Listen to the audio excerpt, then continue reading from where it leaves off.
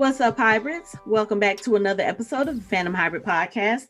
This is Hanako, and I am here with Anthony, Lori, and Mike, and we are discussing episode 4 of Falcon and the Winter Soldier. And let me tell y'all, I was on vacation for the last few days, on vacation when this episode dropped, and I was sitting there like, okay, I think I can wait till Sunday. And then something told me, no, go ahead and watch this episode. When I tell y'all, I was losing my shit in the hotel room watching this episode. I was like, why did they drop such an amazing episode when I am nowhere near my computer? I was like, oh my God, I can't wait to get back and talk about this. We have a lot to talk about with this episode. We're going to try to stay on track, but that may be hard because I know there are certain parts that we are all just like, okay, we need to talk about this episode. But let's start from the beginning. How dare you, Marvel, make me cry twice within the first 5 minutes of the show? How dare you? Because I cried when I heard the Wakanda music. And I was sitting there like, oh, they are going to Wakanda, because we said this last episode when Ayo showed up. We were like, ooh, if they take us to Wakanda, that's going to be amazing. And we went to Wakanda and I started crying. And then when I found out why we were there and what happened there, I started crying again. I was like, y'all, it ain't even 5 minutes. I still got a whole 45 minutes to go to get through this episode. What am I going to do? I mean, that was a powerful, and I mean, Bucky was so afraid that he was going to revert that he was just like, I don't want to do this because it's not going to work. And Io was like, it's okay, don't even worry about it, we got you. I think I'm sure that she had so much confidence in Shuri's ability to do what she did that she was like, nah, it's okay. But I wouldn't be surprised if they had like another plan, an alternate plan, if it didn't work. Like there was some way that they could incapacitate him, or like not even kill him, but just like knock him out, or like get him back down if it didn't work. But I think Shuri was like, we ain't gonna need that. I got this. This is good. I think either way, Io was not afraid. Io ain't afraid of shit. I was one. I think to be honest, you could make an argument that Io is almost as fearless, if not more fearless than Okoye, because when we first meet Io, she stood right in Black Widow's face, probably knew who she was, and said, move or you will be moved, with no hesitation. Like she wasn't even like, please move. She was like, move or I'm gonna move your ass, and was not afraid. So I don't want to know what it would take to make her afraid. I look at it, we're a little bit off subject, but my feeling about, in my little head canon, Io is the Dora Milaje that he only needs to take when he just takes one.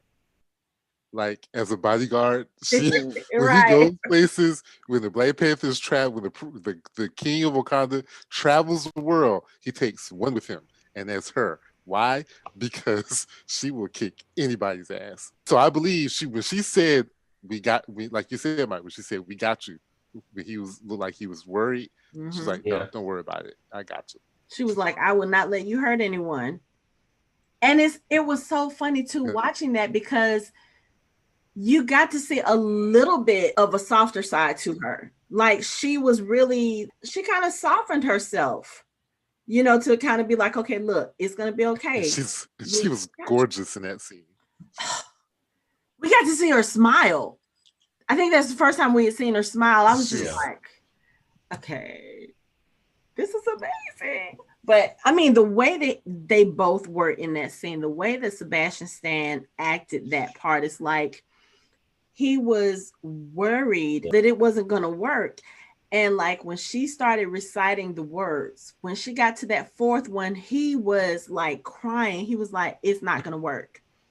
And she kept on, she pressed on, and you start to see his memories about him being the Winter Soldier. You see him murdering the Starks, and she's still reciting these words. And then when she finishes, he's just sitting there and he's still crying, because it's like this dawn of realization goes across his face. He's like, she's done and I'm still me. And she looks at him and she was like, you are free. And he looks at her like, are you serious? I mean, just the range of emotions on his face in that scene. And when she says it again, you are free. And he just breaks down. I was like, why y'all got me crying already? It just started. I mean, I teared up. I was so happy for his character. But again, such a small scene, such a short scene, so powerful. And I'm like, this is only the first few minutes. Oh, y'all about to whoop our ass with this episode. That's literally how I felt. I was like, all right, y'all giving us the emotional stuff now. All right, let me just go on and get my body ready because I feel like I'm about to be whooped up on. And boy, oh boy, I wasn't the only one getting whooped up on in this episode. There was a lot of fighting. They put a lot in this episode. They did so much. I mean, he had finally beaten the Winter Soldier. Like he was now the White Wolf. He had finally put the Winter Soldier to peace. Right. And that emotional release was just so powerful. Yeah. Just so powerful. It really was. And so then we see the scene cut from Wakanda to the present day where they're in the alley. And she's talking to him. She's like, why did you let him go? And Bucky tells him, he's a means to an end. We needed him. And she starts walking around him and she's looking him up and down. I was like, are they about to fight in the middle of the street? Because she looked like she was ready to hurt him, And then, of course, we see what kind of there's some kind of bond between them. Because, of course, if you go through something, that kind of experience, that kind of trauma, where she's literally helping him undo decades of brainwashing, that forms a bond between people. And you could tell that she was pissed at him, like he betrayed her, he betrayed the Wakandans, because like she said, he is responsible for the death of our king, the king that chose me, that chose us specifically to protect him.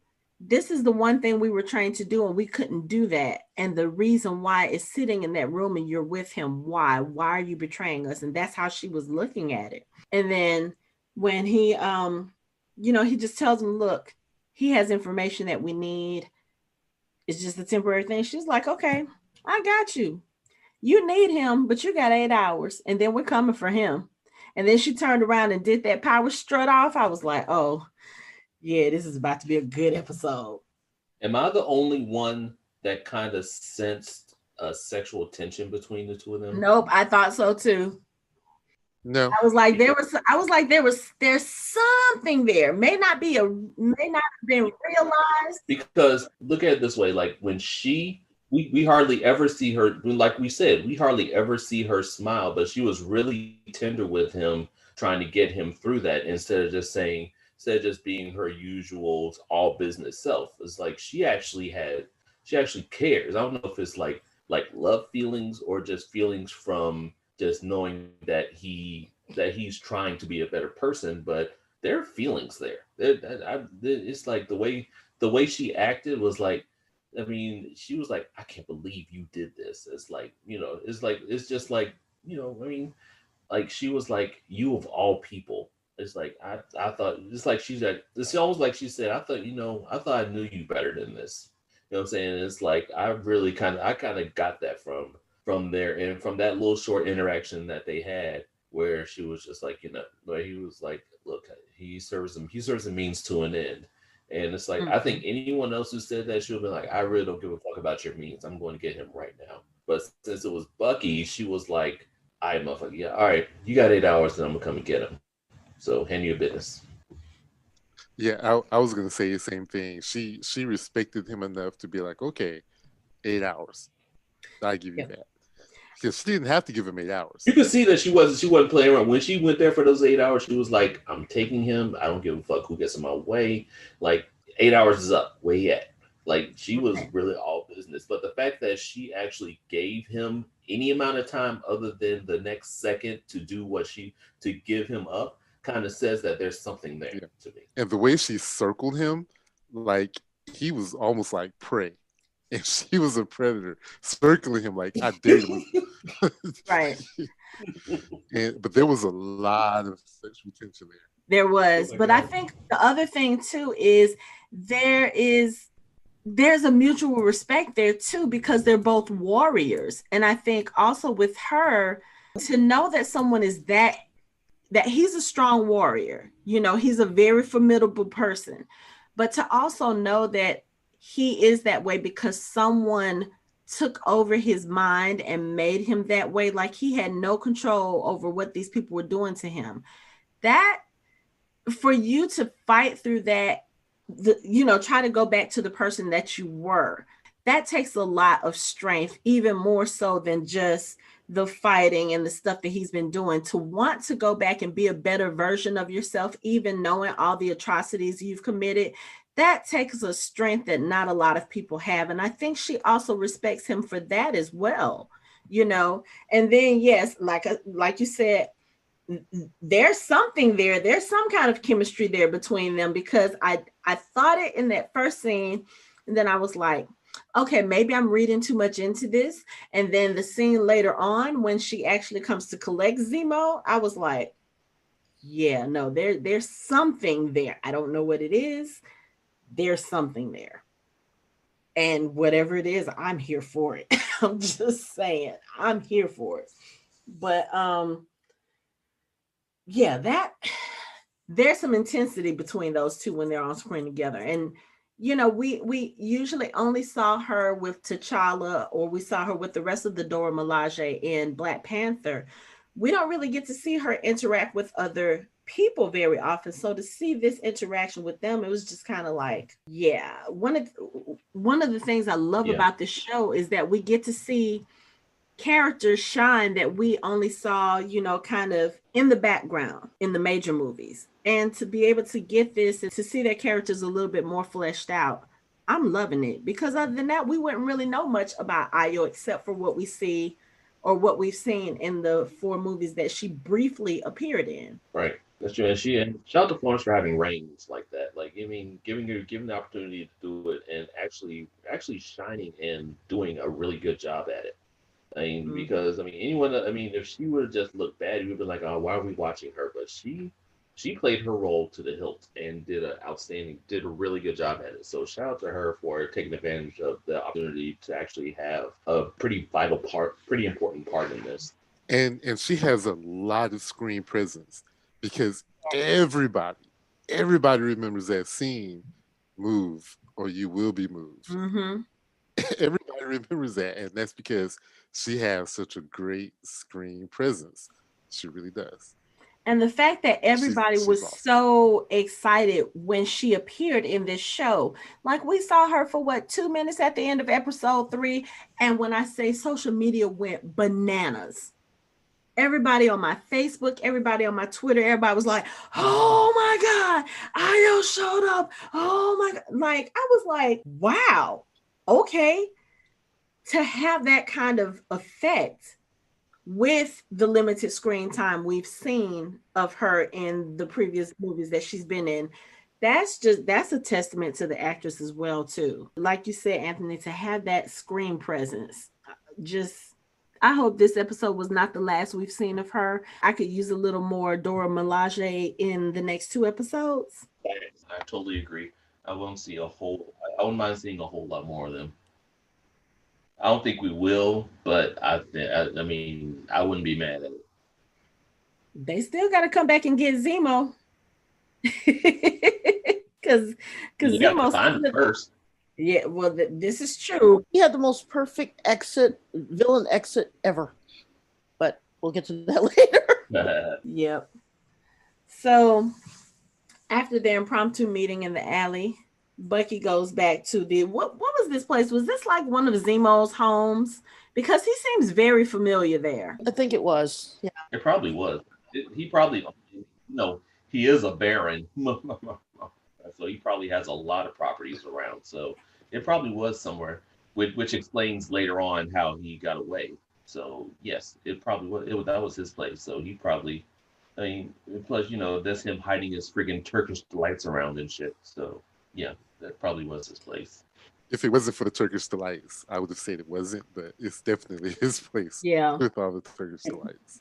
Okay, who in this Zoom call had to explain to someone that they lived with exactly what Turkish delight was?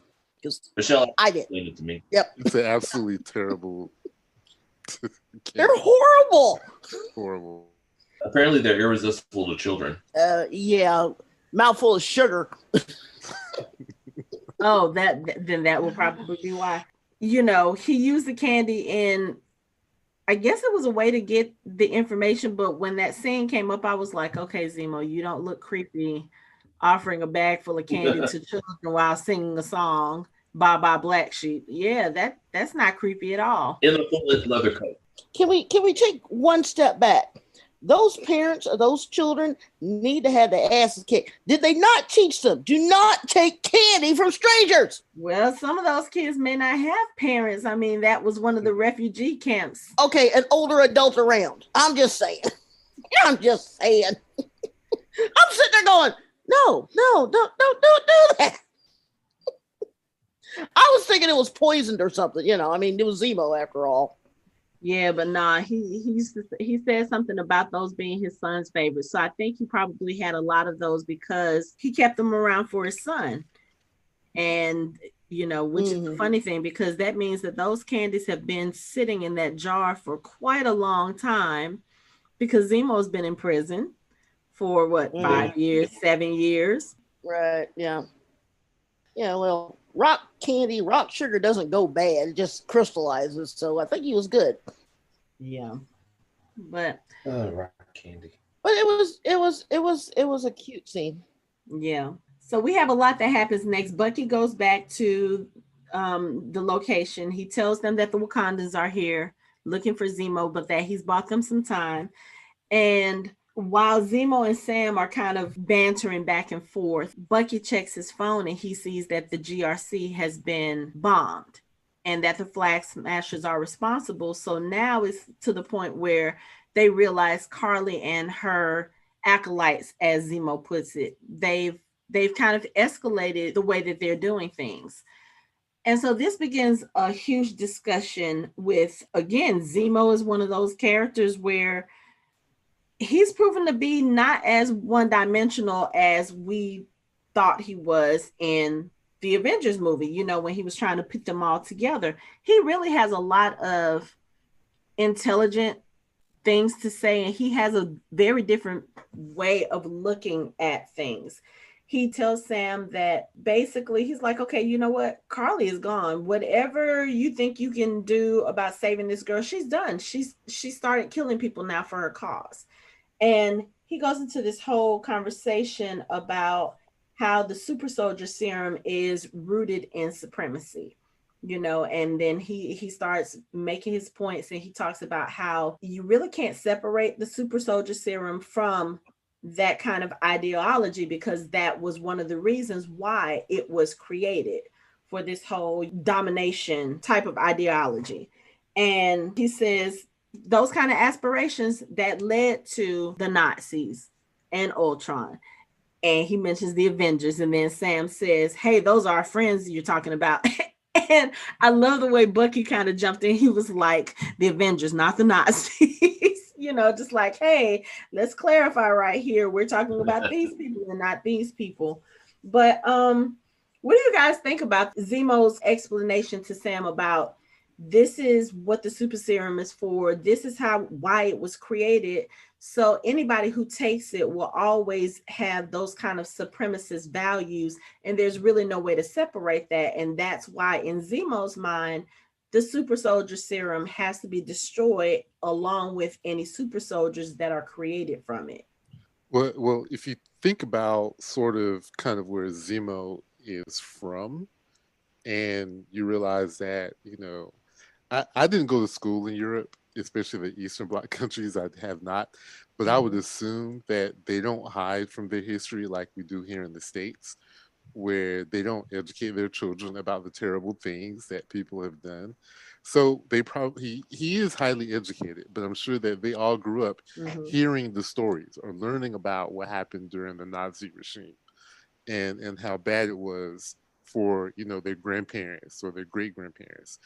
So they don't want to repeat that same history, over there. But we also have to remember he is highly educated. Mm-hmm. He's also a black ops operative. So he's a trained specialist soldier with a lot of Right. intelligence. And those guys think a little bit differently about the world. Like to them, fascism and all that stuff is bad. And things like the Avengers is bad. These superpowered people, it's like giving regular people weapons. The whole point behind the Mutant Registration Act and the Sokovia Accords is, these guys have all these power and all these weapons. Are they using them for the right things? Are they doing the right things with them? And from his perspective, yeah, it's a bad thing because they don't really know what they're doing. And they're just causing all this devastation and chaos. And people are dying left and right. We just have to look at what happened in Lagos. Was it Lagos Yeah. um, where all those people from Wakanda died? I mean, you don't think about the collateral damage, but then it's exacerbated by these people throwing each other around and destroying entire city blocks, and tens of hundreds of Mm-hmm. stuff just everywhere, people dying, and we don't even hear about it, So yeah, from his perspective, it always ends up in a bad situation. And so that's his insight Right. is none of this stuff is good for anybody. As the great Dr. Abraham Erskine said, the serum doesn't make you a better person. It only amplifies the person that's inside of you. Mm-hmm. So I kind of agree with Zemo, but on the other hand, just like Sam or Bucky said, Cap is the exception to the rule. What about Cap? And he says touche, but everyone's not like Cap.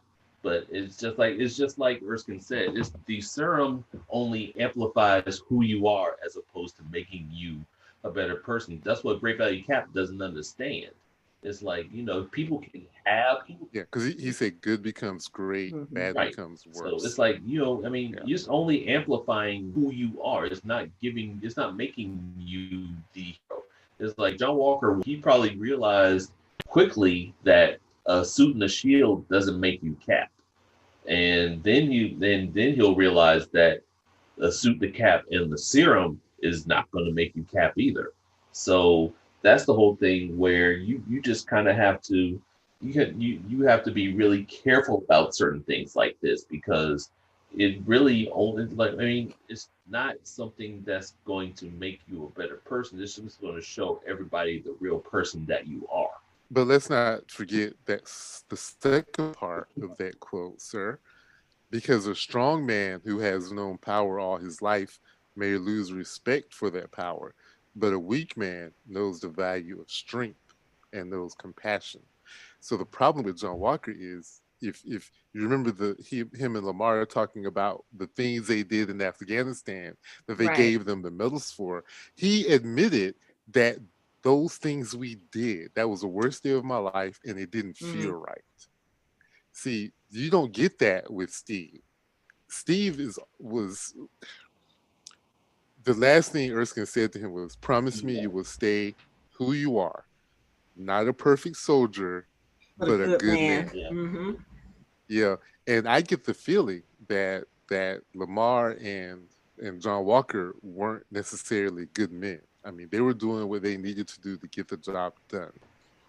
And that's not always a good thing. Mm-mm. Well, you could also add to that experience levels because when Steve got the super serum, the soldier thing, he basically had spent most of his life trying to join the army. He didn't really have any military experience, so he was basically like a freshman in high school. He was new. He didn't know anything. So when Erskine told him to be a good man, he already had it in his mind. Now, if you would have, say, gotten Steve where you got John Walker a couple of years under his belt and he's seen warfare, his mindset on what a good man is would have been more like John Walker's is now. So I think it's not so much a matter of how much it affects your personality. I think it also includes the timing of getting the serum.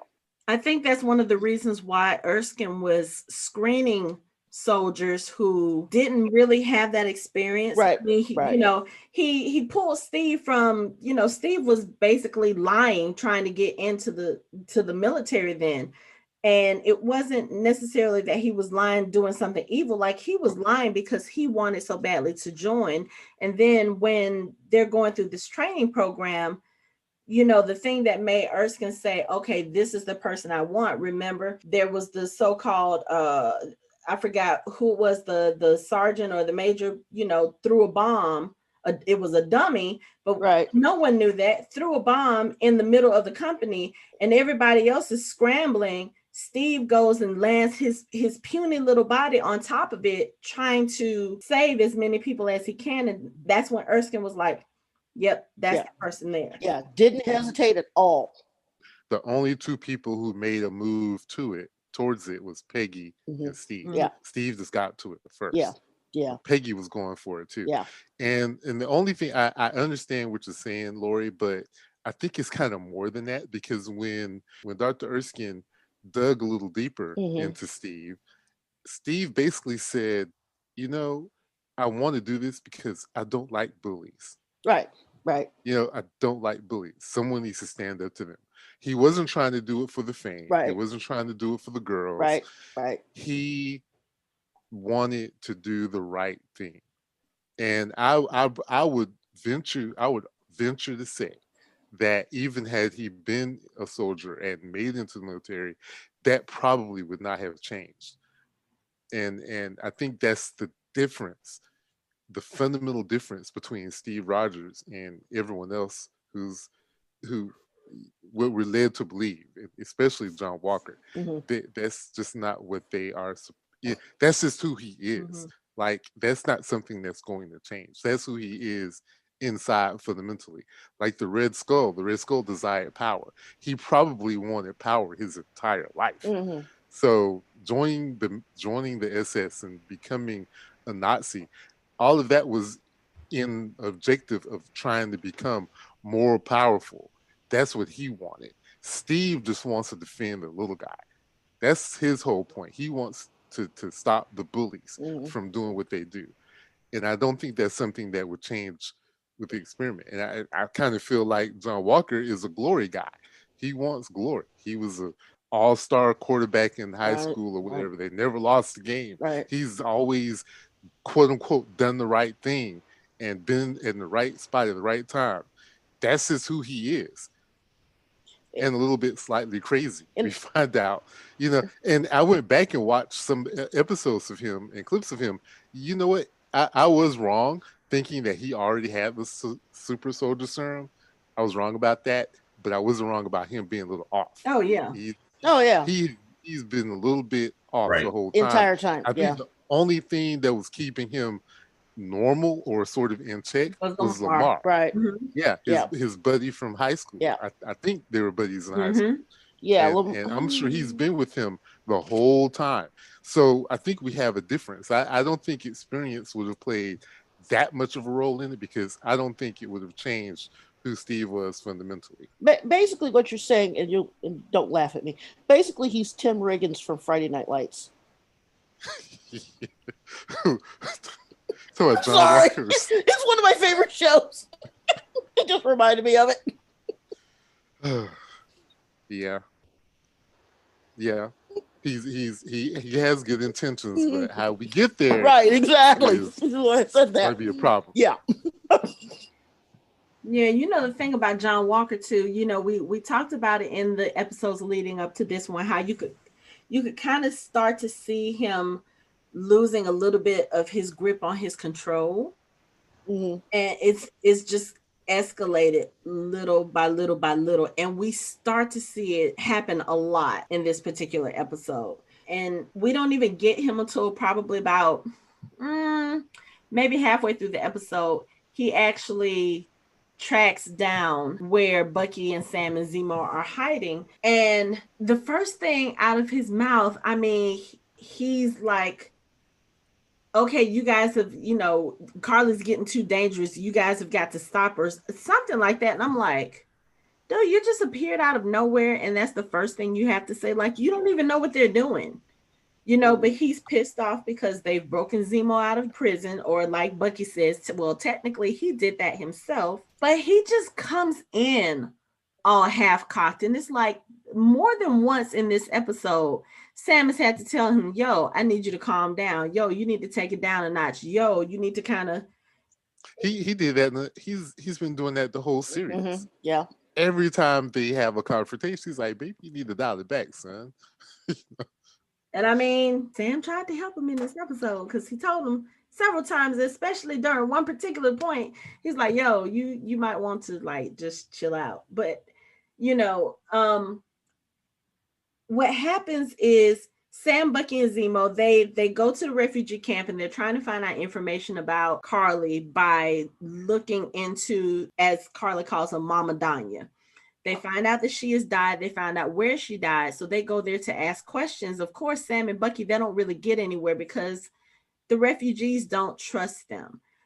Zemo is able to get some information again from one of the kids by, singing a song and giving them candy, which again came across really kind of creepy, but it got the job done. And I just thought it was hilarious. Everyone was scattering, this black man with no accent. He's American accent. Hey, y'all know who Danya is? Everybody's like, dip. We're done yet. Right. And even when Bucky was saying Danya, nope, they're just looking at him like, they may not even speak English, but they got up out of there as soon as they turned that corner. Bye. They did. Holler. They did. And while Sam is in there, he's talking to one of the guys, and of course he said, do you know of Danya? She was a refugee here. And the guy says, we are not refugees, we are not seeking refuge. And he basically tells Sam, he's like, look, we were minding our own business. They came and put us out of our homes. They put us on the streets. The GRC has been promising help for months. They've been promising to send more teachers for the students.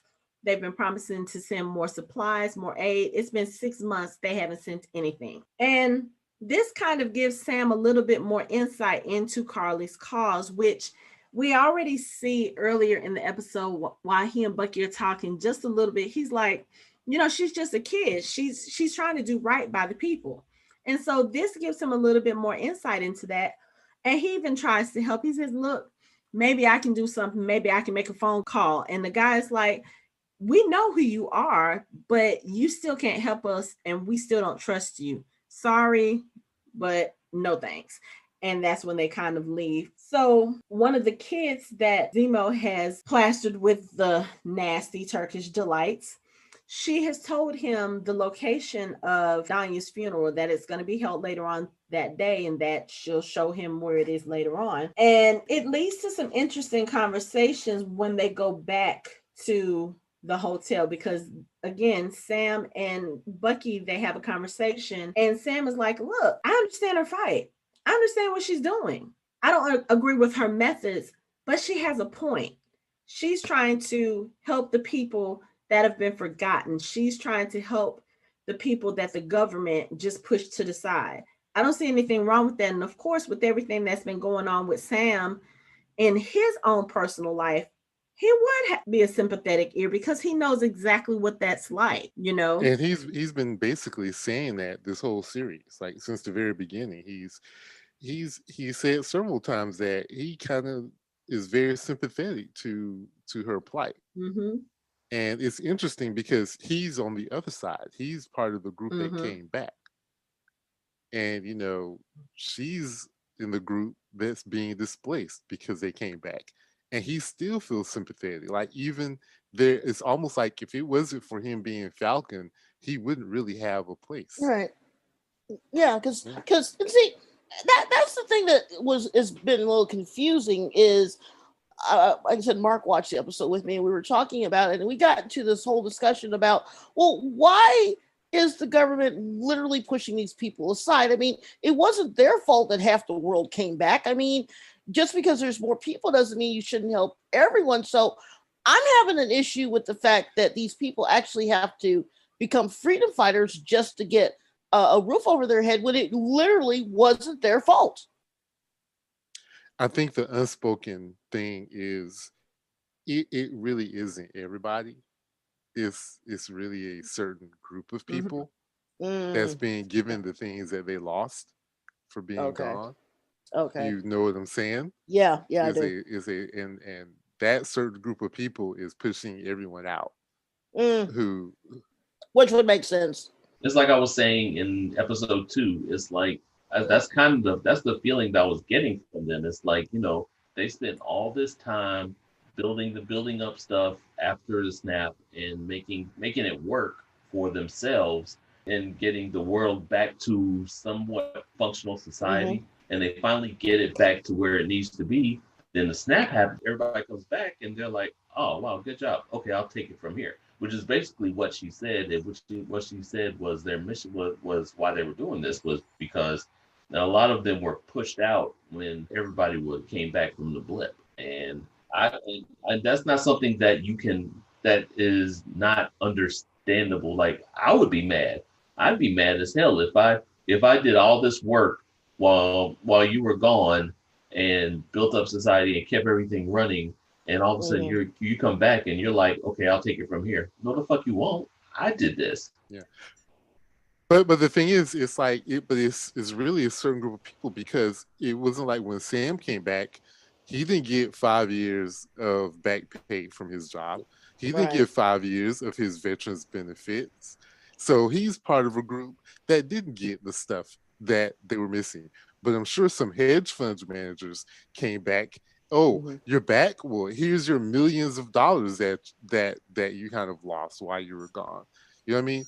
There's a certain group of people Yeah. that have gotten everything that they lost. Yeah, I mean, Sam still can't even get a loan. I mean, exactly. And that, but there are people out there who probably did get loans, right? Yeah, I mean, it's like what happened with Katrina and other natural disasters. So okay, all right, I'll give you that. But I just, like I said, it just in one way they're not presenting it that clearly, but once you broke it down, I get what you're saying. There's a reason they don't present it that clearly. Yes, because they don't. Yeah, but they make it clear in other ways too. And going back to what you were saying, Mike, it's not that they got society back the way it was. They completely changed things. If you think about the way Sam was describing it to Bucky, he said, you have to think about it. He said, you had people who were being welcomed and who were thriving in areas that used to keep them out with barbed wires. He said these people were surviving, they were living, they were thriving. It wasn't about particular groups. It really was about humans. It was about one world, one people, and one I was society. Thinking about all the ethnic cleansing and all the different areas probably completely stopped. You know what I mean? That there were places where they were trying to, for example, let's say Syria, they were pushing all the people out of the country. All of a sudden they stop and welcoming those people back. And now that the status quo is starting to come back, they're going right back to the way it was, pushing those people all the way back out again. Right. Yep. And Karli says something about that in the episode when she goes to the cemetery to retrieve the rest of the serum. Nico starts telling her that he was a Captain America fan when he was a kid. And he says, Captain America gave me the idea, or it gave me the feeling that there are still good people in this world. I didn't think that there was another Captain America until I met you, meaning the work that she's trying to do as the Flag Smashers and as a revolutionary. And he tells her what we're doing now, that's going to outlast the legacy of this shield. And she says that shield is now a monument of a bygone era. It's a reminder of all the people history left out. You can't say it any plainer than that. This is true. This is true. And she, and that's one of the things that Nico tells her. He says the people need a person that looks like them, who will represent them, who will fight for them.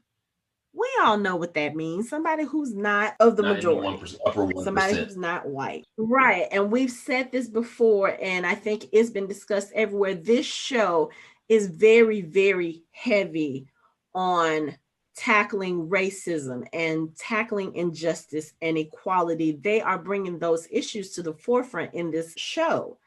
And that's one of the things where it's kind of like, like it makes so much sense. Sam having to explain this to Bucky, because even though Bucky has not lived like a typical privileged person has, he does still have a little bit of privilege based on the color of his skin. We saw that very clearly in, what was that, episode 2 with the whole cop thing. Again, Bucky is the one who is the reformed criminal. Yeah. But yet, and Sam is the war hero. Even with, right. And so it's just one of those things where it's kind of like, the things that Karli is doing, we all understand that. Sam understands that. And it's just her methods now. This is what happens when people are not being listened to. She has some very valid complaints. She has some very valid concerns, some very valid issues. Unfortunately, now she's gotten to the point where she feels like they're not being heard. So, okay, let me go make some noise, something that they will hear and something that they will pay attention to. And unfortunately, we see that so much in the real world too, where people feel like they're being ignored and they have to go to violent means in order for someone to sit up and take notice, as she said. But Sam still thinks that he doesn't think she's too far gone. He's like, look, I can probably talk to her. I can try to get her to reason. Of course, this is when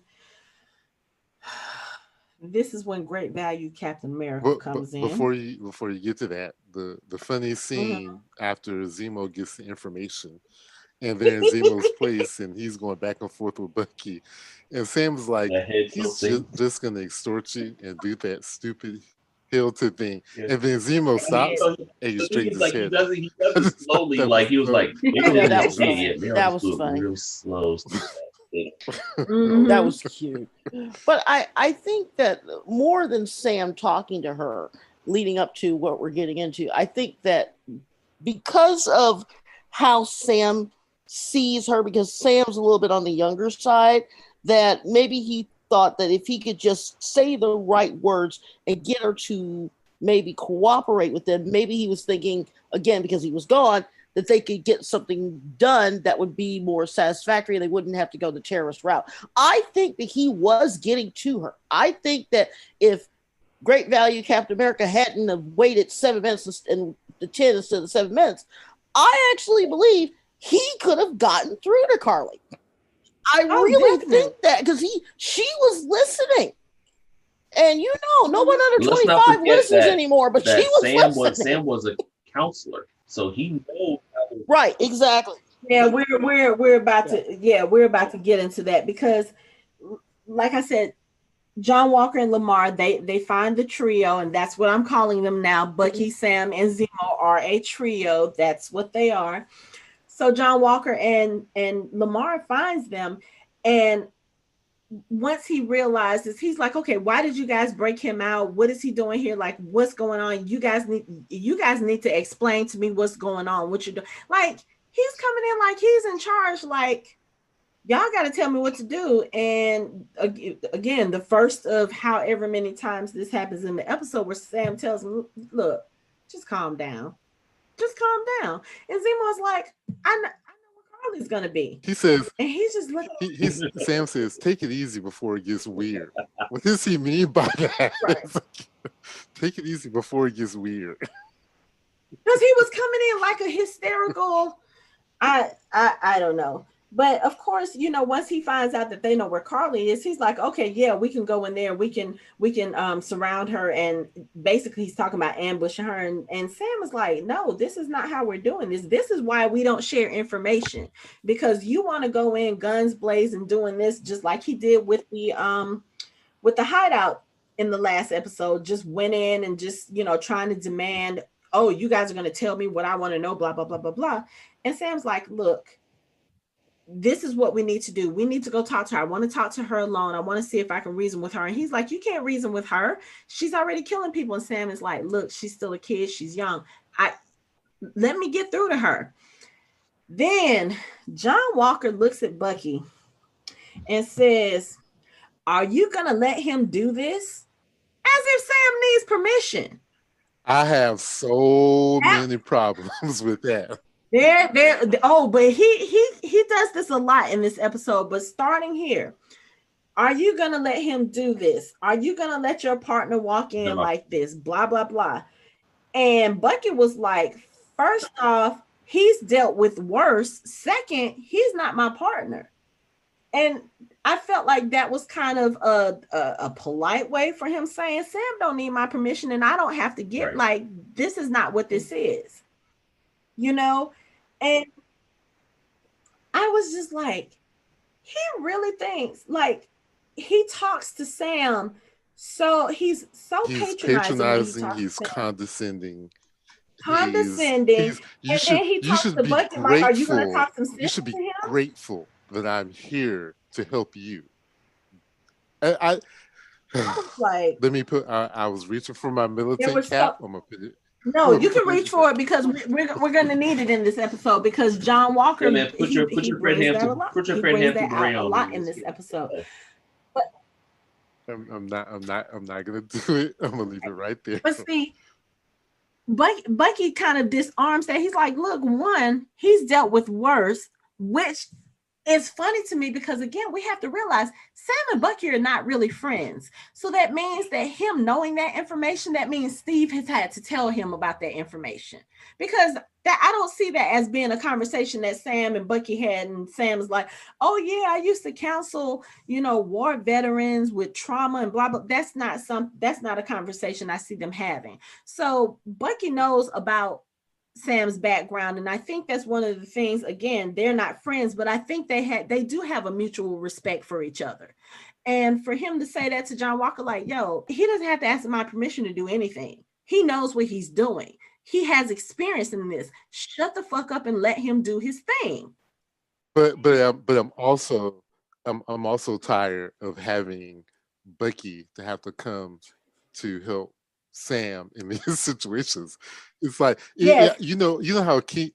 This is a little bit weird, but you know how Key and Peele used to have the segment with the angry version of President, right? The angry translator. Right. It's like Sam has to have the white boy translator with him to help him out with these situations because they just don't get it. Ridiculous. I'm just.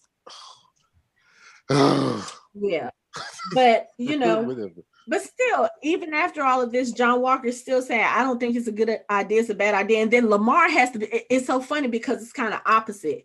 Because Lemar has to be the one to stop John and say, hey, you know what? If he can talk her down, that might be a good thing. We can do this without it getting ugly. And it's only after Lemar says it that he thinks about it. He's like, okay, it's kind of like, John Walker is the epitome of that white guy who says, I have black friends or I have a black friend, so I understand. That's kind of how I feel that relationship is. Like John Walker shoots off at the mouth. He says all these things. He does these inappropriate things. And then Lemar is the one to pull it back and be like, yo, your white is shown. Your privilege is shown. Yes. Check yourself. And then he stops. But I think, too, that's probably one of the things that makes, I'm going to say this. Okay, so everybody talks about how great John Walker was, as a soldier and this, that, and other. He's got these medals. He's got these accolades, whatever. I'm going to be honest. It was Lemar Hoskins all along. John has that stuff because he had Lemar at his side holding those reins, keeping him from doing 100%. Something stupid. Yep. He's the one that's, I don't want to say in control of the relationship, but he's the one that does the steering. He's the Bucky of that friendship. He's what John Walker would look at as the Bucky of that relationship. John Walker thinks that is what Bucky is supposed to be doing with him and Sam. That's what Lemar is doing with him. One that like trips into is like, calm down, chill out. Let's try to do this a different way. See, I got a sports reference. John Elway was a great quarterback and never won the Super Bowl till he had Terrell Davis, and they won back-to-back Super Bowls. But who was the MVP? John Elway. John Elway. Yeah. But if it wasn't for right. Terrell Davis, it's like if it wasn't for Lemar, John Walker wouldn't be who he is. I don't think John would be walking on his own. I think he'd be committed. That's a conversation for a little bit. For a few minutes from now. So after they have this conversation, they've pretty much determined, okay, Sam is going to go in and do his thing. They go inside, the kid leads them in, and Zemo says, okay, this is where Karli is. As soon as he says that, John Walker grabs him, handcuffs him to whatever that was, and he tells Sam, you've got 10 minutes, and then we're going to do this my way. I was looking at him like, can one of y'all please slap him? Because at this point, even Lemar is giving him side eye like, dude, shut the fuck up, you know? And we see the scene go back to those who are waiting for Sam. And every time they do, John Walker is getting more and more agitated. Like the first time we see him, he's sitting, he's got his head in his hand, and he's like, you can hear him breathing. He's breathing fast, but everybody else, Zemo is chilling because he's handcuffed. He can't go anywhere. Bucky is just standing there. Lemar done fell asleep. Like everybody else is chill, but John Walker is the one that's sitting there like. No, because Zemo was chill because he knew that he had a key to the handcuffs. So he was like, hey, y'all just go ahead. Right. I'm not even worried about y'all. As soon as y'all go storming in there, I'm just going to unlock myself and get the fuck out of here. So y'all do what you're going to do. Like they don't think that Zemo is the type of person that would just happen to. Of course he does, because he doesn't have the experience. Of course he does. Like Bucky has the experience, Sam has the experience. They both know that putting handcuffs on him is basically like loosely tying him with rope. That's basically what they've done. Pretty much. They haven't thought about it. There's no reason to handcuff Zemo. He's not going anywhere. Unless if he wanted to get away, he could have been gone. Right. He's there by choice. But again, you're talking about John Walker being the one who handcuffed him. John Walker doesn't know what he's doing right now. You know, but notice Bucky and Sam, they've not had to restrain Zemo the whole time. Because even in this, when Zemo got the information from the little girl, what did he tell her? He said, you see those two men back there? They're bad guys. Don't trust them. And then back at the hotel or back at the house, when they ask him, what did that little girl tell you? He pauses for a moment, and it's almost like you can see whether he's going to tell them the truth or not. And then Zemo makes the decision, okay, I'm going to trust them with the truth. I'm going to tell them the truth. Her funeral is today. This is what we need to do. This is where we need to go. Even though they have been on opposite sides, the guys realize, and Zemo realized, in a sense, they are all fighting for the same thing. They want the super soldier serum gone. They want it out of the picture. And Zemo knows what kind of guys Bucky and Sam are. You know what I'm saying? And most people do. Think about what John Walker said when they first found him. Bucky was like, and how the hell did you find us this time? Because there is no Red Wing. What did Lemar say? Oh, did you really think two Avengers would be walking around Latvia and go unnoticed? He called Bucky an Avenger, even though officially Bucky is not an Avenger. That's true. So Zemo knows the kind of characters he's with. They also know, okay, Zemo was a criminal, yes, but he had his reasons for doing what he did. And the reasons that he was doing that is out walking the streets now. So there's a level of trust between Sam and Bucky and Zemo that they're not going to get with JW and Lemar. Basically, they're adults. So, right. So what does John Walker do once they get there? He's like, oh, okay, you got me to where I need to be. Now I'm going to lock you up. He's so unexperienced. He's probably great as a soldier. He's probably great as a strategist, but when it comes to human relationships and those kind of nuanced dealings with other people, he's clueless. We see this already. I have some doubts about his acumen as a soldier, first of all. Well, I mean, okay, I'm But just yeah, saying based on what we've been yeah. told. Let me just say it like that. And Based on what we've been told up to this point and before he and Lamar had the the conversation. conversation, yeah. Yeah. And the other thing, you were saying about John Walker while they're all just chilling. Marvel, whoever the director of his episode and the writers, they show you with this contrast that the man is becoming unhinged. And when you go back and watch the previous episodes, you can see it slowly building up to this. Like the ticks and the nervous ticks and the extreme emotional outbursts and going from 0 to 100 in a split second. It is obvious that he's got some, either some mental health issues, some PTSD. There is definitely something. He's got some performance anxiety too, because, and I mentioned this with the last episode, he's slowly becoming unhinged because he keeps going around telling people he's Captain America. He's got a reputation to live up to. And at this point, he's not doing that. So now he's putting the pressure on himself.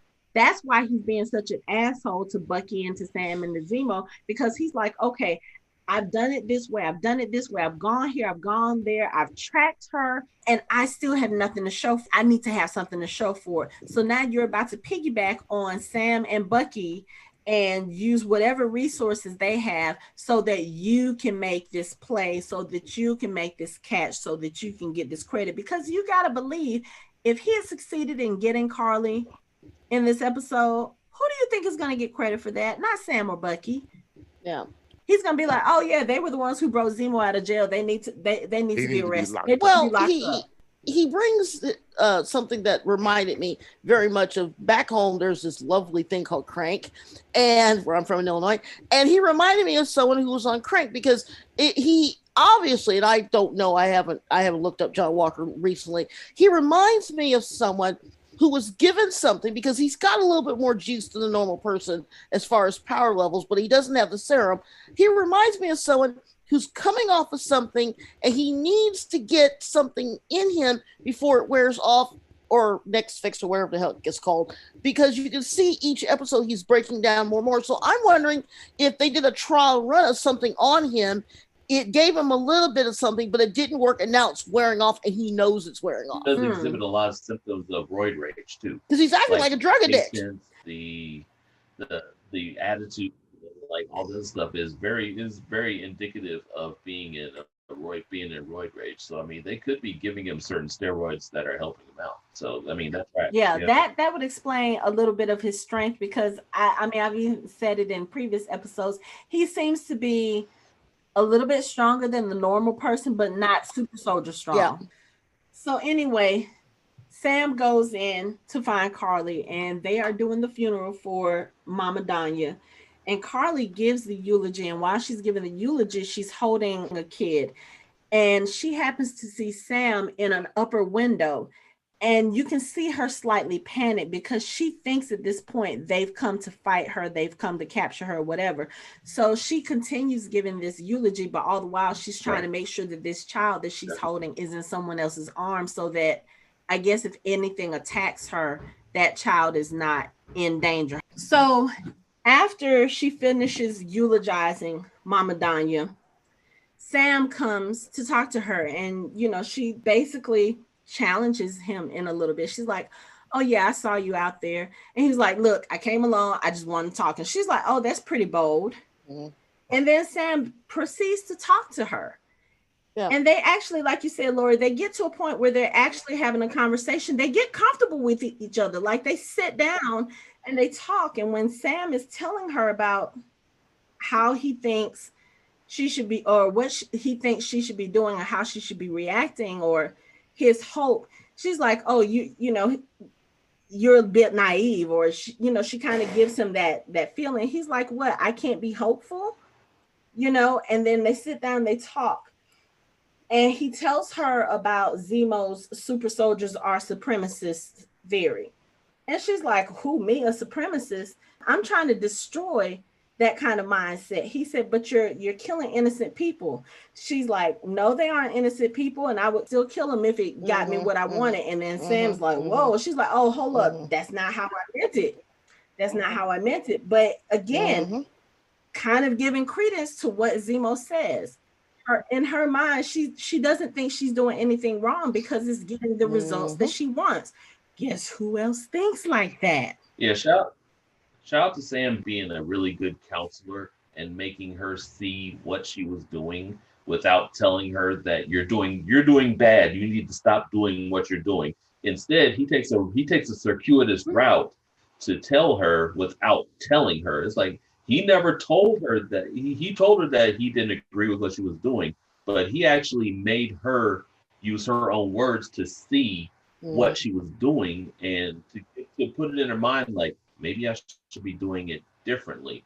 That's like when they were sitting down, and it's like this moment right here is the moment that he really reminded me of Steve, because he sat her down and he just talked to her. He wasn't being judgmental. He wasn't saying you were wrong. He was just talking to her and trying to get her to see his point of view, and not trying to push his agenda on her, but just trying to make her think logically as opposed to thinking aggressively. And this is the moment when he earned the mantle, Right. when he really became Captain America. This is the moment where he tried to do something without using muscles, weapons, or aggression. He tried to figure it out and have a different outcome of what he thought was going to happen. He was like, "There's another way. We can do this differently." So for me, this is the moment where Sam has really turned the corner and is gaining the confidence to really take up the mantle. Yeah, it has to do with that compassion. He has that in spades, same way that Steve did. When I was looking online, of course, there have been memes all over the place this weekend. And one of the things that I saw, somebody did a comparison and said, this is why Sam deserves the mantle. So just like earlier in the episode, when Zemo was trying to say, look, the Karli that you're looking for, she's no longer there. We're going to have to deal with her. And Sam's response was, she's just a kid. Steve did the same thing with Wanda when she made a mistake. It was one of those things where she was trying to help. They were fighting Rumlow, and, she was trying to deflect the bomb that he had put out into the crowd, and it ended up exploding and killing a whole bunch of people in the building. That was not something she did on purpose. That was something she was trying to help, and it ended up backfiring.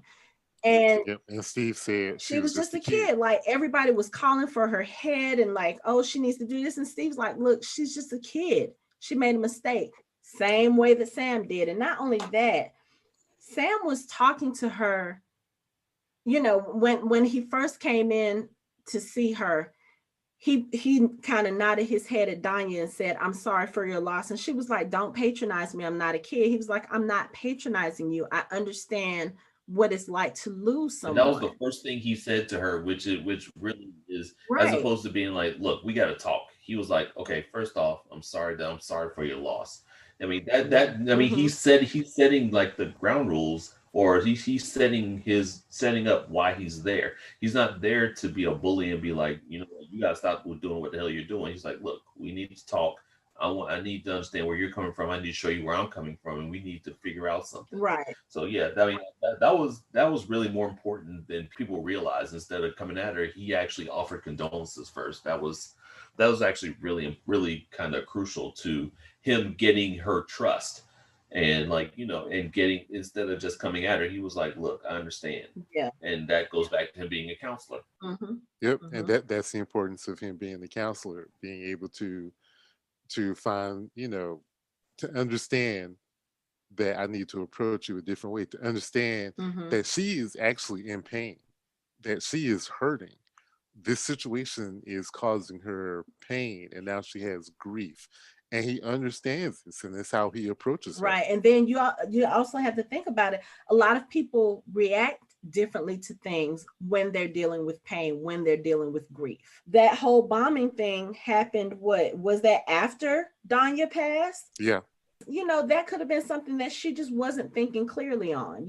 She was angry because this was something that shouldn't have happened. Danya shouldn't have had to die in a refugee center. She should have been able to die at home with some dignity. You know what I'm saying?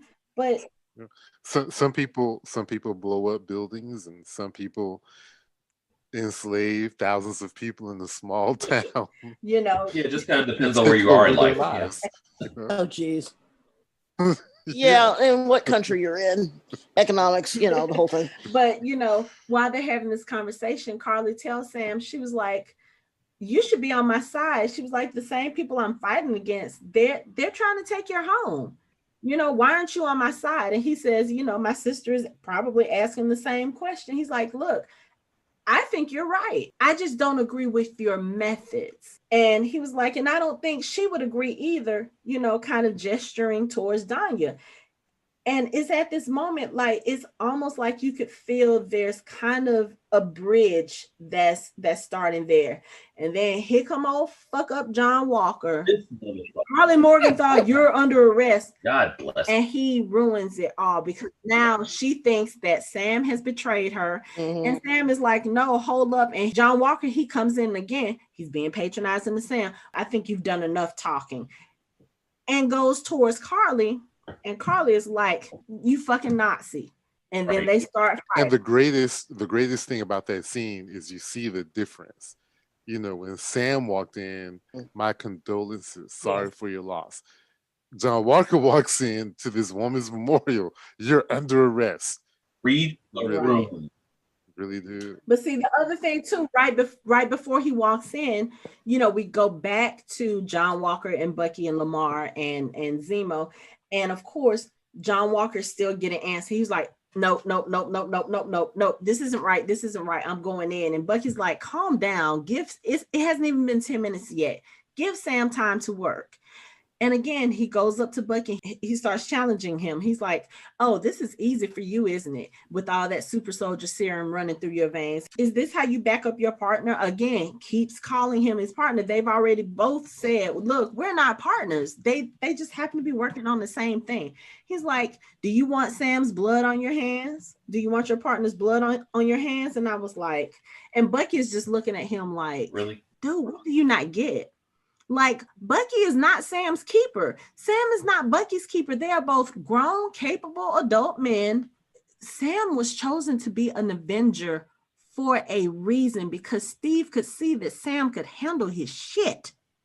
You know? And of all people to try psychological warfare, this motherfucker is trying to do it. I'm like, Bucky is not the one. Of all people to try it on, like Bucky's looking at him like, bitch, please.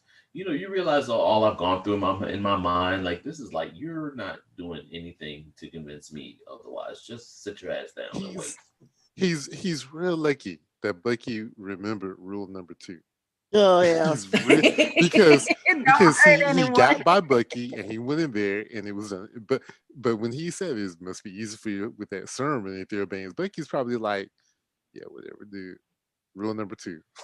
Bucky was probably looking at him like, do you know if you had caught me 10 years ago, I'd just snap your neck right now. Right. I mean, and I have something to say about the Winter Soldier himself when it comes to fighting, because we see why he is in a separate class of everybody else. Yes. Mm-hmm, mm-hmm. So we'll get to that. But anyway.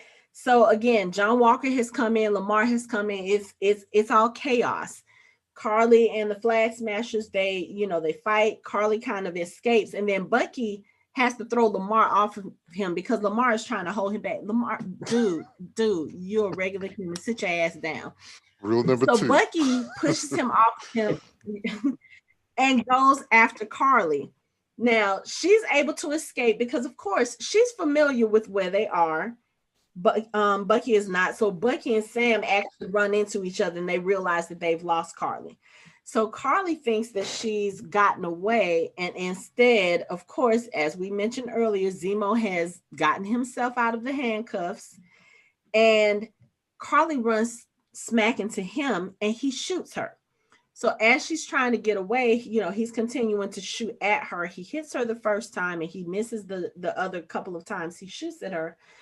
So she jumps over a table to kind of block herself and she drops the bag that has the super soldier serum vials in it.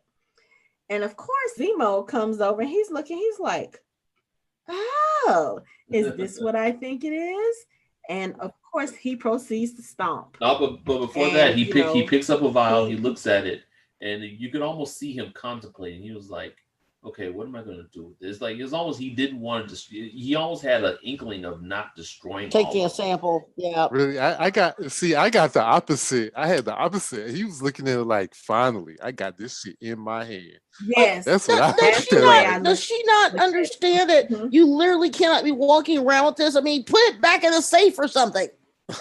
Well, see, I think her plan was that after the funeral, she was going to give it some people, more of her, her companion, and of course, Sam came in and that just kind of changed the timeline. But so Zemo destroys the vials. And while he's doing that, of course, he's distracted. So she's able to get away because Nico has found her and she gets away. And then John Walker hits Zemo with the shield, knocks him out. And then he looks down and he sees what Zemo's been doing. And he looks over to the right and there's one single vial that has not been touched. And he picks it up. And once he realizes what it is, he puts it in his pocket. And then Sam and Bucky and Lemar all come in. And I was just like, oh, this is... And he does the head tilt, too. Yes, he does. Yeah, that's a problem. So after this, Karli she's kind of stitching herself up. And she's talking to Dovich and Nico. And they're trying to figure out what they're going to do. They realize they have no more serum. And they also realize that they're not going to be able to get far in their plans as long as this group of guys is on their tail. So Dovich is like, we got to take care of all of them, including Sam Wilson. And I think at this point, Karli realizes that Sam is not of the same ilk as the John Walkers are. So she's like, no, we can take care of Sam in a different way. And they're like, how? She says, we separate them and then we kill Captain America, meaning John Walker, because he's not Captain America. Anyway, so that's what they decide they're going to do. That's their plan. Back at Zemo's on the couch. Sam is there. Bucky is somewhere. He's not in the room. And Zemo asked Sam, he was like, have you ever been offered the serum? And Sam's like, no.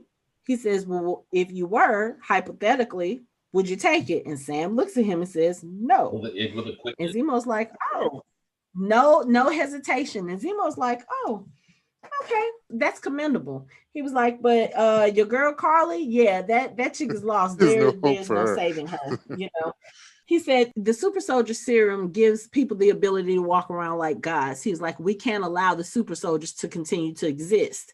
And Sam is like, isn't that something gods would say? And if that's the case, what about Bucky? And I noticed Zemo got very quiet. He didn't have an answer for that. Like, okay, so if we get rid of all the super soldiers, what about Bucky? We already know Bucky is not an evil person. Bucky was controlled. That's what made him evil. And now he's trying to be on the side of good. What may help, Zemo's an educated man. And I think Zemo probably made a calculation that Bucky understands the power that he has and what he can actually do to people and how he can hurt and kill people with that power. So I think he doesn't have that much of an issue with Bucky because Bucky understands what he is. Bucky knows what he is. He knows what he's capable of. So he can exercise restraint. Karli and those people, they don't truly comprehend what they're able to do with that power they have. And that's where the problem lies. Right. And that's been Zemo's whole deal the whole time, is that these people are given this power, and they don't truly fully comprehend what they can do with it and how it affects other people. Right. Bucky understands that. And then Cap was just different because it's not ever going to be anyone like him. Yeah. But I mean, Steve also had the purest version of the serum as well, too. So, but Sam tells him, he's like, look, blood isn't always the solution. There's got to be another way that we can fix this. He still thinks that there's some way to save Karli, for her cause to still matter but without hurting other people. He still thinks that there's a way that they can happen. Bucky comes in and he's like, yo, something's not right about that John Walker. Sam was like, oh, you think? He's like, yeah, because he's kind of crazy because, you know, my crazy recognizes crazy and I'm crazy. I mean, he was like, hey, I'm just telling you. He's like, he just want to say it. Someone has to say it out loud. Right. He said that. Yeah, he was just saying what everyone else was thinking. Right. Yeah. He's basically like, look, he's crazy and I know he's crazy because I'm crazy and I know I can recognize my crazy. I can recognize his crazy. Nuts recognizes nuts. Right. But then, again, he brings this up to Sam. He's like, you should have never given him that shield. And Sam's like, I didn't give him the shield. And he's like, well, Steve didn't. I was like, Bucky, really? And then, of course, he's not going to let that go. On, man. We he got really isn't. Things to think about. Why are you bringing up all this shit? He definitely ain't letting that shit go after this episode. But anyway, so right after he says, Steve sure as hell didn't. Here comes JW again. He kicks in the door. He doesn't know anything about how to work doors. This dude. He's talking about, okay, I'm ordering you to hand him over right now. I'm taking him in. And Sam's like, yo, slow your roll. He said, shield or no shield, let's be clear. The only thing you running in here is your mouth. I was like, yeah. Like, who the fuck he coming out ordering people around? Like, we don't work for you. I was like, dude, you don't realize Sam about sick of your ass. Sam is about here right now. About here. Mm-hmm. The only thing you running in here is your mouth. Can I tell you how many times my mama said that to me? So then he starts going off on John Walker. He's like, look, you ambushed us. I had Karli. He said, I was talking her down. I had her and you came in. And then here we go again. John Walker says, how do you want the rest of this conversation to go, Sam? Even, and I don't know, let me tell you, I rewound that because the way that they did it, they showed Sam's face because Sam was looking at him like, oh boy, you playing. You can see Bucky in the background. Bucky is drinking. When John Walker said that, if you noticed in the background, Bucky is blurred, but you can see Bucky look up and he sat straight up like, oh, is this what we about to do? And even Lamar's face, Lemar looked at him like, I ain't trying to get in this. What's wrong with you? His face visibly changed like, yo, dude, what the fuck is wrong with you? And then the funniest thing is when Sam just kind of plays off like, yeah, you playing right. Right. And he was like, oh, should I put down the shield to make it fair? I was like, oh, they really about to fight. I was like, okay, he about to see Sam don't have to be a super soldier to whoop your ass. But of course, the Dora Milaje had another thing coming because once he sat down that shield, you see this spear fly right across his face, basically shaves his nose and plants into the column right next to him. And he's looking around and they're looking around, and Bucky just had this look on his face like, okay, here we go. Okay, but before we get to that, for the record, I want to say that Sam would have whipped his ass. People sort of say, definitely. That's all. I just want to put that out there. Sorry, I thought I established that when I said Sam would have showed him that he didn't need a super serum to whoop his ass. Yeah, I'm sorry. I thought we established that. Yeah, I just want to make sure we're all clear. Yeah, Sam would have handled that in a hurry. But look, motherfucker, sit down. So the Dora Milaje enter, and matter of fact, it's not even the whole squad. It's only 3 of them. It's Ayo and 2 others. They come in. And Ayo says to Bucky and Wakanda, and she's like, I don't care if he's your only lead, your time is up. And Bucky's just sitting there looking like, he's just like, okay, Ayo said, I had 8 hours. I mean, he just looked like, okay, we because just he knew better. John Walker has to turn around and be like, hi, I'm John Walker, Captain America. And she's looking at him like, I done met the real Captain America. You need to get out my face. That's literally no. She was like, bitch, you ain't Cap. Who the fuck you think you are? She was like, no. She was looking at him like, no. And he's just like, oh, okay, well, here he go with his condescending ass again. Why don't we put down the little stick thingies and talk? No, the little pointy stick thingies. And the little, pointy sticks. You don't know what a spear is? Condescending motherfucker, I swear to God. Like, man, I mean, he was just like he had no idea, like, has he not heard of the Dora Milaje? Like, has he not read up on like arrogance? And I mean, even at this point, Sam is like, yo, John, you might want to take it easy. He said, you probably would rather fight Bucky than to tangle with the Dora Milaje. He's like, the Dora Milaje has no jurisdiction here. Io said the Dora Milaje has jurisdiction wherever the Dora Milaje find themselves to be.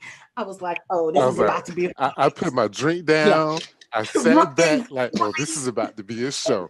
It's about to be good. The heart said, yes. It's about to go down. I was like, oh, what's about to happen? Because when she said that, I said, oh, it's about to be all over. Then this motherfucker turns around and says, I think we got off on the wrong foot. And he puts his hand uninvited on the shoulder of a fierce Black woman. It was all over from there because it was gone. She just popped. When he did that, I literally heard the beginning to the Cypress Hill song "Punks Jump Up to Get Beat Down." Like I heard a dun, dun, dun, dun, dun, dun, dun, dun, dun. I was like, "Oh shit, here we go." I just heard the collective Marvel fandom take a brief inhale, like, oh shit. Right, like. Right. I heard the theme for Mortal Kombat, to be honest with you. Yes. That was appropriate. Basically, we all knew him of all we heard Morgan Freeman. It just like we said before, heard Morgan Freeman. At this moment, he knew. He fucked up. Mm-hmm. So she starts going in on him. The other two start going in on Lemar. Zemo's sitting there having a drink, watching the action, and Sam is like, don't you think we ought to stop this? And Bucky's like, looking strong, John. I was like, I'm sorry, in that moment, that was not Sam and Bucky, that was Anthony and Stan and Sebastian. Yeah. I was like, he was just like, yeah, you looking good, John. Good job, all the while they're getting their butts kicked. I was like, I don't blame him. The minute you put your hand on her, I mean, excuse me, these women marched into the room in perfect unison. One came in flying and throwing a spear at your face that barely impaled into a column. That wasn't enough to tell you that you need to keep your mouth shut. The room. Jeez. Watching them so satisfying. Watching them fight, and you realize that they're just some people in a different class than everybody else. It's like the NBA. It's like these guys on the street think they can play these NBA players one-on-one, and they they get them and they get destroyed because even the worst NBA player is better than the best street player. Is better than the best street, and it's not close. It's not even close. I remember one time someone was talking to Tim Legler when he was on ESPN. They were like, man, I could take you. And Tim was like, word? You really think so? Like, motherfucker, not only can I shoot, but I have hops. I just didn't show them because that's not what we were doing. It's like, my job was to shoot. My job wasn't to dunk, but trust me, I can dunk on your ass if you want me to. I mean, it's like, it's like these women are trained excessively well to fight. What you're in the army, they're in Wakanda being trained from birth to fight. What were you doing when you were 5? You're probably walking around playing Legos. They were learning their sole spears. Sit your purpose down. Yeah, their sole purpose is to defend the king of Wakanda. And I think that the king of Wakanda might actually be a little scared of it, to be honest with you. He knows better because he knows how they're trained. He knows not to fuck with them. He knows better. Exactly. And Sam was able to fare much better than John Walker. And of course, Bucky was. Lemar had no shot. And John Walker had absolutely. He spent most of his time on the floor getting I don't think he really got up that much. Like he didn't. Because here's the other thing too. So he thinks that shield is indestructible, but you got to remember the Dora's spears are made from the same material. And go through your shield, sir. Right, and you saw him look when that spear went. He was like, "Oh, hold up, poor Lemar." Lemar just off in the side, like, "Look, I don't even know how I got here." Just whatever. He lay on the floor. Ouch! I'm hurt. John Walker was getting that's what I would have. If they were once, I would have tumbled over the couch, like, all right, I'm out of this. I'll lay on the ground, be like, ow, my neck, my back, my neck, and my back. I can't move. You got this, John? I can't do nothing. I'm hurt. Dang. But when Ayo was going in for the kill, that's when Bucky and Sam stepped in, because Ayo was going for the kill with John. And Bucky grabbed the spear and he's like, Ayo, can we talk about this? Like, he's trying to reason with her while she's fighting. And you can tell they have experience fighting each other. Like, obviously, he trained with them. You know, Anthony, I think we talked about this in the last episode. So obviously he trained with them in Wakanda, because you could tell he and Ayo, they were kind of matching each other blow for blow. But he wasn't trying to fight. He was just like, yo, Ayo, calm down. Can we talk? Like, can we discuss this? And over on the other side, one of the other women, she was about to go for the kill with Lemar. And then that's when Sam steps in. And of course, like I said, Sam is a regular human, but Sam also trained and fought with the Avengers. So he and Lemar, not even on the same level, you know? And Lemar had on battle armor. Right. Sam is in like his street clothes. Sam's in a leather jacket, and he's over there like, he's blocking those vibranium shields with his arm. You knew it hurt. Right. Yeah, that's just probably because he's not trying to fight. They're not trying to fight. They're just trying to stop. They're like, okay, look, we just need to stop. Just don't kill him. Look. And then one of them throws a spear through the straps of the shield. John Walker cannot get the spear out of the table. She walks over and just takes the spear out of the table. All the while, Zemo's sitting there drinking this cherry blossom tea, like, oh, this is very entertaining. And then he goes to the bathroom to hide. Then he dips out. Oh yeah, that was so. He's like, I'm gonna go in here and hide. I gotta do something. I'll be back. And then she walks over the Dora Milaje and she gets the shield like Cap in the first Avengers movie. I was like, yes, yo, and then Ayo tells her, leave it, because you know she wanted to take it. No, you're forgetting the best part. When Ayo did. Took the arm off. When Ayo did the 5-point palm technique on. Yeah. Wu-Tang Clan, I know, right? I thought, I was like, oh, she Kill Bill the fuck out of his arm. I was like, wait, did she train with Jaime? Like, what? but the look on Bucky's face, he was looking at her. He looked at not just how, this was the other thing that made me feel like there was something between them, because he looked at her like, why did you do this to me? Like, he looked really hurt. He really was hurt. He was like, did you have to do that? Right, because the arm's just on the floor, and he's looking. I would not tell y'all how many memes I have seen with Bucky and Buzz Lightyear. Oh God, he looked so lost. He was like, why did you have to? She was like, that's Danya James. I was like, so she said, "Bast, damn you." I thought she said, "That's the Danya." Okay, I was trying to figure out what she said, because of course, you know, I watched the show with closed captions on it, and everything else that they said in Wakandan, it gave it to me in captions, except for what she said there. It just said Wakandan and then James. No, she said, "Bast, damn you, James." Gotcha. You know, Bast is me. Yeah. And then that would have given me like Bond, like the Bond villain girl, Bond girl vibe. It's like, ooh, hey, yeah. But he just looked at her just so hurt, and then when she walked off, he's just looking like, but.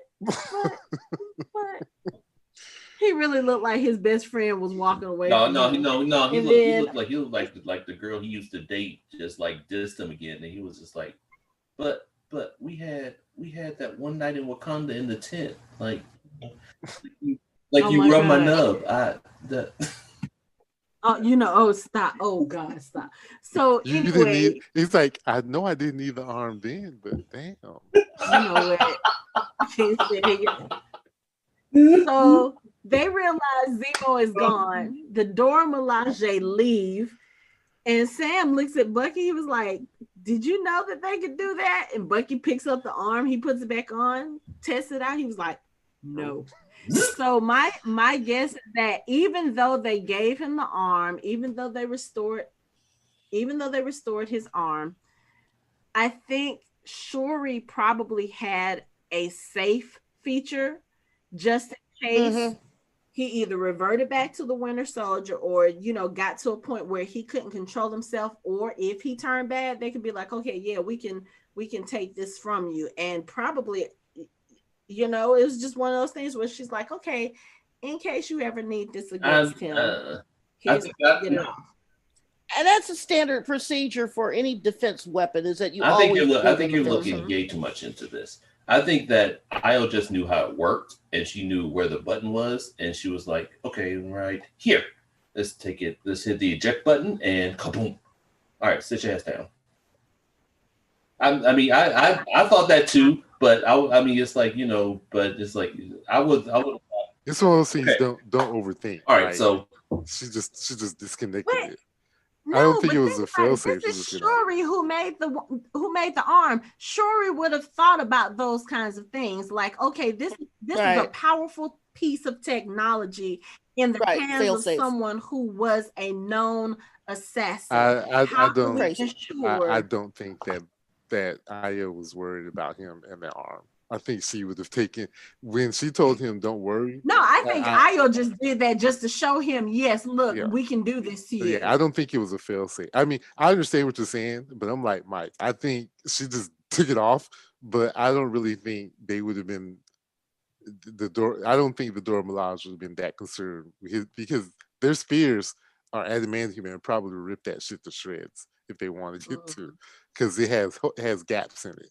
They would have. Did you just say adamantium? I did say adamantium, vibranium. Sorry.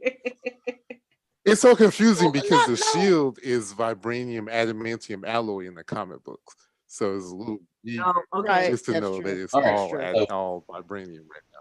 All right, vibranium that's true. Real quick, on my TikTok, I'm following this dude. His name is Dead Pirate Dad, Dread Pirate Dad, and it's like he did this TikTok about he did like aluminum foil and made himself up as Bucky, and he had a whole thing where he was talking to his dog as Io, and he was like something, and the dog had like there was a little foil ball to be like one of the beads, and the dog nudged it, and he started choking himself with the metal arm and stuff, and it was pretty funny. But my thing is there were other things that they could have done to disable the arm other than take it off. If there was like I think a failsafe would have been just to make it dead. It would have been a panic, but he would just gone dead, or it would just like pow and knocked him out. But I mean, I see what you're saying. I just think that she just knew where the eject button was and just like ejected his arm off. And knowing him psychologically, she knew that would incapacitate him very quickly without having to bash his head in, which she probably didn't want to mess up that pretty face of his. So she said, you know what? Here, let me just relieve you of your arm and walk over. Because what did he do? He froze. He didn't know what to do. He didn't know what to do. What? He didn't know. Yeah, and I do like her reaction to the shield. She's like, just leave it. You know, they have tried before to get the shield. Just whatever, just leave it. Hindsight, though, and that the other Dora Milaje was in Black Panther too. So it's good to see that they're actually keeping all the most of the original Dora Milaje coming back. So it's pretty cool. Yeah. But then, so after Yeah. all this is over, Sam, asked Bucky about the arm. Did you know they could do that? And Bucky's like, no. Lemar comes over to John Walker. And he's like, yo, man, are you okay? And John Walker's sitting there looking so defeated. He was like, they weren't even super soldiers. Like, you just got your ass handed to you by 3 strong, beautiful black women. He was so pitiful looking. Pitiful looking but motherfucker. they didn't have any powers. Like they had and really was just one. It really was just one. It wasn't even all 3. They weren't even super soldiers. Like, so people don't need to be a super soldier to beat you. You are not that special. Right. Yeah. I think that was one of those things where it's kind of like very humbling for him, but also I think that was the thing that made him take that super soldier serum. Yeah. Oh, definitely. Yeah, definitely. Like, he was like, oh, I just got my ass handed to me by them. Yeah, let me go ahead and one up myself. That scene was so satisfying. Yeah, it really was. Especially, but it also shows you how pathetically pitiful John Walker is. If we didn't see it when they were fighting on top of those semis where he really couldn't do anything against Karli, like Karli really beat his ass. We really see it now against the Dora, where they were just like, you're no Cap. I've met Cap. I know Cap. Cap is a great man. You, my friend, are no Cap. Mm-hmm. Or better yet, just don't pick a fight with a black woman. Don't put your hands uninvited on the black woman. Just don't do. At least he didn't try to touch her scalp /head. You would have lost that head. That head would have been gone. Like, okay, now if you would try to pat her on the head, be like, okay. He would have been dead. But like I said, he's gotten his ass kicked twice by black women. Might not want to mess with him. That's all I'm saying. I mean, again, he didn't read when one of them comes into the room flying and throwing a spear at your face. That might tell you, this ain't what you want. But the air that she got, and she spun mid-air. Come on, look, that was beautiful. Wasn't that enough? I would have just sat there and been like, okay, you know what? I'm done. I'm done. She did a 3-point turn, and then she went. And they look. We have to rewinding it, just watch it. They did all this fighting in close quarters. They weren't in the field or anything. They were in a room. No matter how big room, they were in a damn room. They were throwing spears, twirling in the air, beating ass, throwing people all around in close quarters. Why are y'all fucking with the Dora Milaje? Yep. Like, this is not what you want. This is not the problems you want. Yeah. No. But yeah, it was beautiful. Like I said, I rewound that fight scene probably 3-4 times just to get everything. Mm-hmm. And then after that, when they're walking out the room, Sam just looks at John Walker like, he gave him the dirtiest look, and just walked out. He was like, you don't even justify me making a comment. He just gave him this look and walked out the room. And John Walker's just looking like, I hate you guys. I hate you. I hate you. I hate you. Man. And then I don't know if it was nobody invited you to this party in the first place. Right. Yeah.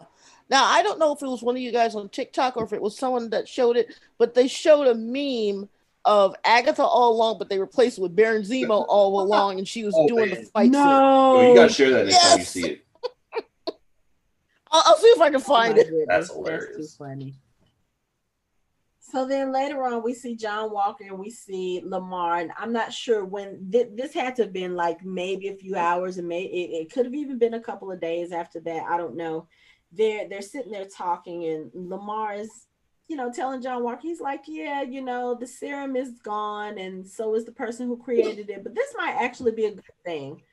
He's looking at it in terms of, hey, we don't have any more, there aren't any more super soldiers for us to fight. And John Walker says, so you don't think the serum is a good thing? And Lamar's like, well, it amplifies who you are, right? Karli Morgenthau, Steve Rogers. He's basically saying one end of the spectrum to the other end of the spectrum. And then John Walker says, well, what about me? He starts doing this, he's pumping them up. You have 3 medals of honor. You consistently make the right decisions in battle. And then that's when we get into the conversation where John Walker is like, yeah, 3 medals of honor to remind me of the worst day of my life. And they talk about the decisions they had to make in order to do that, and how if he had had the super serum at that time, he could have saved a lot more lives. And it's just one of those things. I want to know exactly what happened, because I want to see just how bad this whole thing got. It's easy for us to sit back and say, okay, he probably didn't make the right decision, but I have never been in battle. I've never been in the military. I don't know what kind of circumstances it would take for me to make the kind of hard decisions I know soldiers have to make every day. So on that end of it, I'm not going to judge John Walker, because I don't know what happened at that point. But like y'all said earlier, we see that John is on a very precarious ledge mentally. We've been seeing it in the last few episodes where, again, it looks like he's starting to lose control. Well, but slowly. Before you get into that, though, you said you don't want to judge him or whatever, but we can just go not judging him, but even just based on what he says about himself and about the situation. If you just go based on that, he basically admits that, we didn't necessarily do the right things that got us those medals. And he became Captain America because he finally felt like he could do something that felt right. So he's admitting that, the things I did in Afghanistan, the things we did in Afghanistan weren't necessarily the right things. Regardless of the decisions they made, they could have been the best decisions, but they may not have felt right. And that's okay. It's understandable. Sometimes you do make decisions in a split second as a soldier, and it probably wasn't the right decision, but it was, like Sam said, I made the best decision I thought I could at the time. But you don't have to feel good about it, and he doesn't feel good about it.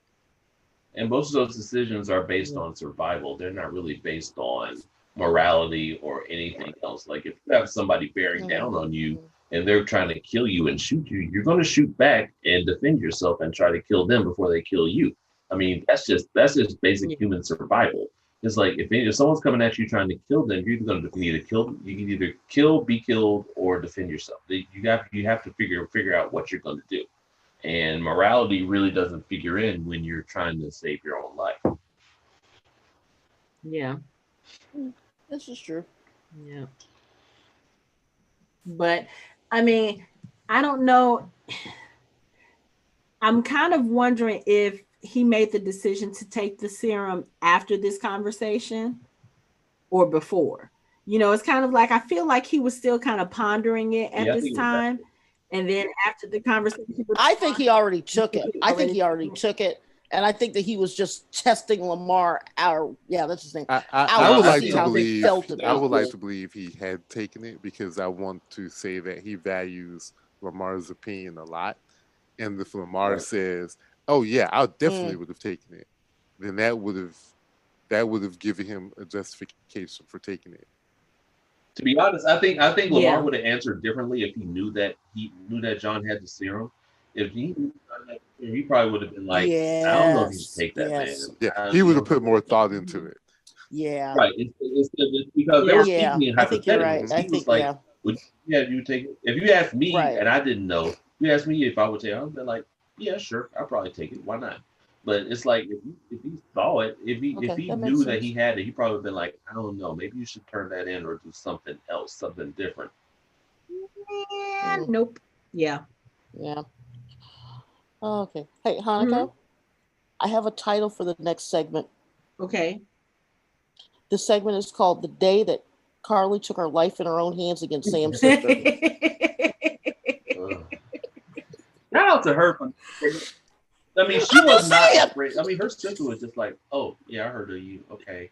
she wasn't like she was kind of apprehensive. I don't think she was scared. I think Karli was trying to put the fear of God in her. She was just like, you know what I've been through. You're not scaring me like that. I mean, I'm kind of. She tried to scare a 40-year-old black woman. I don't think so. I don't think Karli was trying to scare her in that sense. She really was, I think, trying to get a feel of who Sam was as a person. She's like, okay, let me call his sister and see what's going on now. If Sarah had been one of those people who was like, oh my God, how did you get my number? Why are you calling me? If she had acted more scared, I think Karli probably would have more. But given the fact that Sarah was kind of, she stood firm. She was like, okay, yeah, I know who you are. Why are you calling me? And she was like, because I'm trying to see if I should kill your brother. Sarah was just like, okay, what the hell? I mean, of course, this is probably not the first time Sarah has, witnessed a situation like this, because Sam is an Avenger and he was also a soldier. So she's probably just like, okay, let me see if I can figure out what's going on with this. And she's like, yeah, your brother betrayed me. He's working for it. I thought we had an agreement, or I thought we had an understanding, but it turns out he's working for this new Captain America, blah, blah, blah. And she, your Captain America, she was like, I didn't choose him, and I mean, she held herself firm with Karli. She was like, look, she was like, I didn't choose him. She was like, I love her quote on that. She said, my world doesn't matter to America, so why should I care about its mascot? Right, exactly. She was like, this has nothing to do with me. And Karli was like, okay, well, I want to meet with Sam. I want to meet with him alone. And if he doesn't come alone this time, then, if I can't meet with him alone, then I'm just going to come to you and to your boys. And at this point, Sarah's like, she's looking at the phone. She's like, oh no, she didn't threaten me. She was like, but hold up. Let me just say this for you. She was like, one thing I can tell you about my brother, he's not working for that man, and it's just, I think, and you can see when Karli got off the phone, she was kind of like that was not something she wanted to do. She didn't want to make that threat. But she said, I need Sam to understand that I'm serious. What better way to get somebody to know that you're serious? You threaten their family. But see, she didn't realize that she was lucky that her sister couldn't physically snatch her ass through the phone and kick her ass. I'm just saying. Right. That was not a smart thing to do, because if they ever come to face, his sister's going to have something to say to Karli, super soldier or not, because she threatened that woman's kids. Man, so, yeah. So, of course, Sarah calls Sam and she gives him the message and tells Sam where they're supposed to meet. Sam is also working with Sharon on the side, who I forgot to mention this earlier. He called her earlier to try to get her to help locate Karli, I think. And of course, she's walking through the streets of Madripoor, and she's got some powerful looking people around her. Like you said, goons. I was like, so maybe she is a certain person we haven't met yet. Everybody. I've seen a lot of theories saying that they think that maybe she's walking through a very dangerous alley and she doesn't want to get jumped, so she brings two burly gentlemen with her because she's an art dealer. She had more than two. Okay, I would say yeah, except for the fact that she's related to Peggy Carter. That's all. Or she could have those guns. Yeah. And I don't know if people thought about this. Maybe she's protecting herself from the power broker because he found out she was there when his golden egg was killed. This is true. I mean, it's like Madripoor doesn't have rules. Yeah. So it's like not like they have laws where he can't go up there and shoot her in the face, just walk up to her and shoot her in the face. It's like, so she's like, yeah, I gotta protect. I can handle myself, but I'm gonna need people watching my back. So yeah, bring some guns. Yeah. I'm still 50-50 on her being the power broker or not. I can see where she probably could be, and if she is, I wouldn't be surprised. But I'm just like, this is kind of like when you see like if you know somebody from a young age and they grow up and kill somebody and you're like, that's not the person I know. That's not them. They would never do that. That's kind of how I am with Sharon right now. It's like, But that's Peggy's niece. I can't imagine someone who's related to Peggy Carter doing something like this. Right. That's the person Nick Fury handpicked to be, right, looking out for Cap. So I think I kind of agree with y'all's earlier theory that she's probably deep cover. Yeah.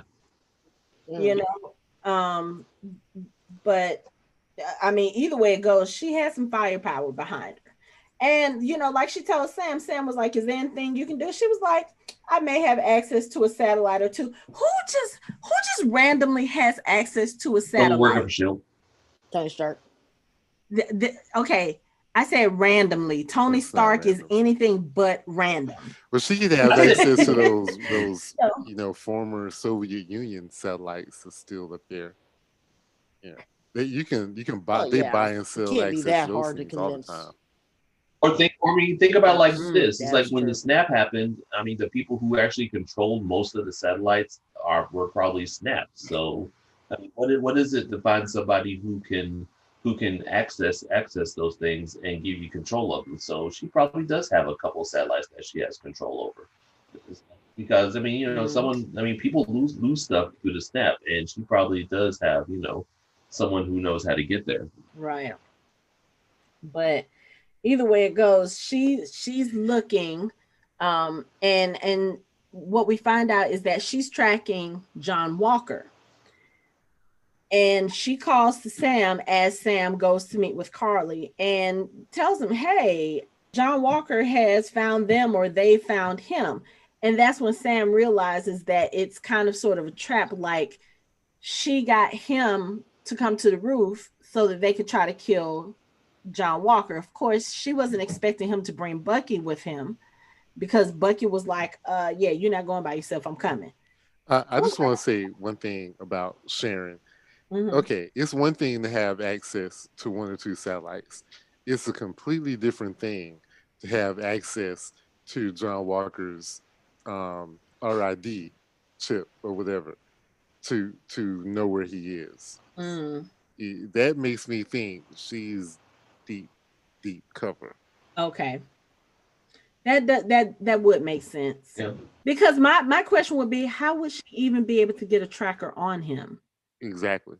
I mean, there's already a tracker on him because they want to know what's up with him and where he's going, because he might. Yeah, that would be the U.S. government would have that info. Right. It's like how they had the tracker on Red Wing.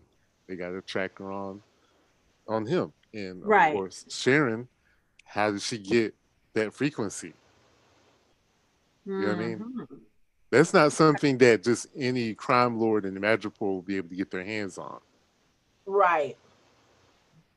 It's too specific for one. And it's too important, highly classified. Yeah. I'm just saying. I just wanted to interject there. Sorry. Yeah, no, that's a good theory. That's a good theory. Not a theory. Stop saying that. It's not a theory. Sounded like whatever. Not a theory. Good God. Whatever. Everything I say anyway, they realize that it's a trap set for John Walker. So of course, Sam and Bucky, they try to go to John Walker, and the Flag Smashers try to stop them. They're able to escape, and they get to where John Walker is. At the same time that John Walker realizes it's a trap as well, because he and Lemar have been separated, and now they've captured Lemar. A fight ensues. And it's fairly obvious at this point that John Walker has taken the super soldier serum, because at first they're just fighting, blah, blah, blah. He's throwing the shield and he's hitting them with some force, which he's done before. But then he kicks one of the super soldiers straight out of a room and all the way down the stairs. Like literally, Sam comes and the guy just comes flying down. And Sam looks at him and he says, "What did you do?"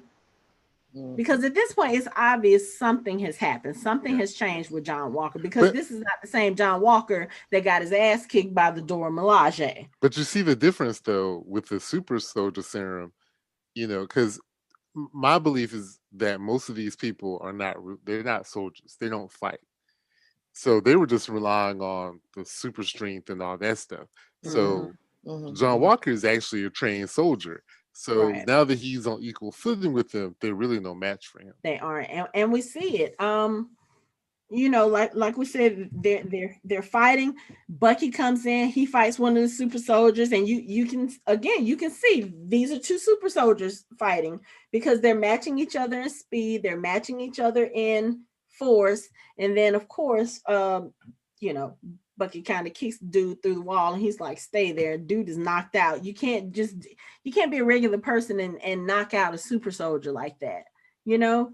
And then they get into a room all together, and it's Sam and it's John Walker and it's Bucky, and they're fighting some of the super soldiers. At this point, Lemar has regained consciousness and he has kind of gotten himself free. They're sitting there fighting, different fights, knives. John Walker's like, "Why does everybody have knives?" Because that's what they're fighting. What's with all the knives? But the funny thing is, you also see here, Bucky really is a different person than he's been trained to be, because he gets one of the knives from one of the super soldiers trying to kill him. And when he knocks the super soldier down, he throws the knife at him, but instead of it actually hitting him, he throws it so that it's right near his face. Like that was one of those, I could have killed you, but I didn't, And you also see how much, I think I mentioned this earlier, he's in a totally different class than everyone else is fighting. Yes. Like even the guy who actually looks like he knows something, he just dismantles him. He dismantles another one. And it's like he doesn't. John Walker and Sam were struggling with their guys, but Bucky doesn't have time for this. Yeah. But Sam was holding his own. I didn't say he wasn't holding his own. I'm just saying the way he was fighting versus how Bucky took care of stuff is still a big difference. But because you have to kind of remember that Bucky is a trained assassin. It's like watching Black Widow dismantle everyone she fights, even though they're like bodyguards who are trained to protect people, and she goes through them like they're just standing there.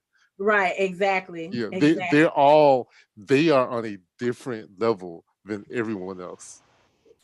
I always like seeing that because I think he's just a different monster. Just a different breed. He's a different breed altogether. But so they're fighting.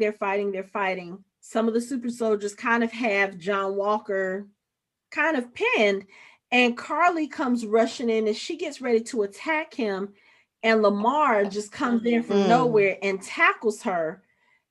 They fall to the ground, and as they're getting up, she delivers a huge kick to Lemar, sends him flying across the room and forcefully into a column that breaks, and he slumps and his head tilts over, and it's obvious that he is dead because literally all the fighting in the room stops. Sam and Bucky, they turn to look at Lemar. John Walker looks at Lemar and he like pushes off the soldier that he's fighting. He runs over to his friend and he's like, wake up, Lemar. It's obvious Lemar is dead at this point. And the super soldiers realize, oh shit, we just killed him. And you can tell it's almost like they look at him and they realize this is another person who has died for their cause. And I think some of the super soldiers, while they're passionate for the cause, I don't think that they're okay with killing people, because we saw earlier in the episode when they were listening to the news reports about the bombing, they're all looking at the news reports and some of them had looks on their faces like, this is not what we signed up for. And they're looking at Karli kind of, they're looking at her like, this is not what we wanted. This is not what we were supposed to be about. And again, we see Karli using power that she doesn't completely understand. Exactly. And as far as she knows, Lemar and John Walker are not super soldiers.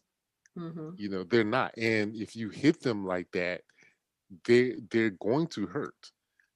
And I know it was for her, it was just a quick reaction, and I know she's probably not a soldier, but you see she doesn't get it. You know what I mean? Like, right. I mean, she doesn't know her own she strength. even takes the mask off her face, and she's looking like, oh shit. Yeah. And you know, I was so sad. I was like, oh shit, because here we go. Because I was actually I like Lemar.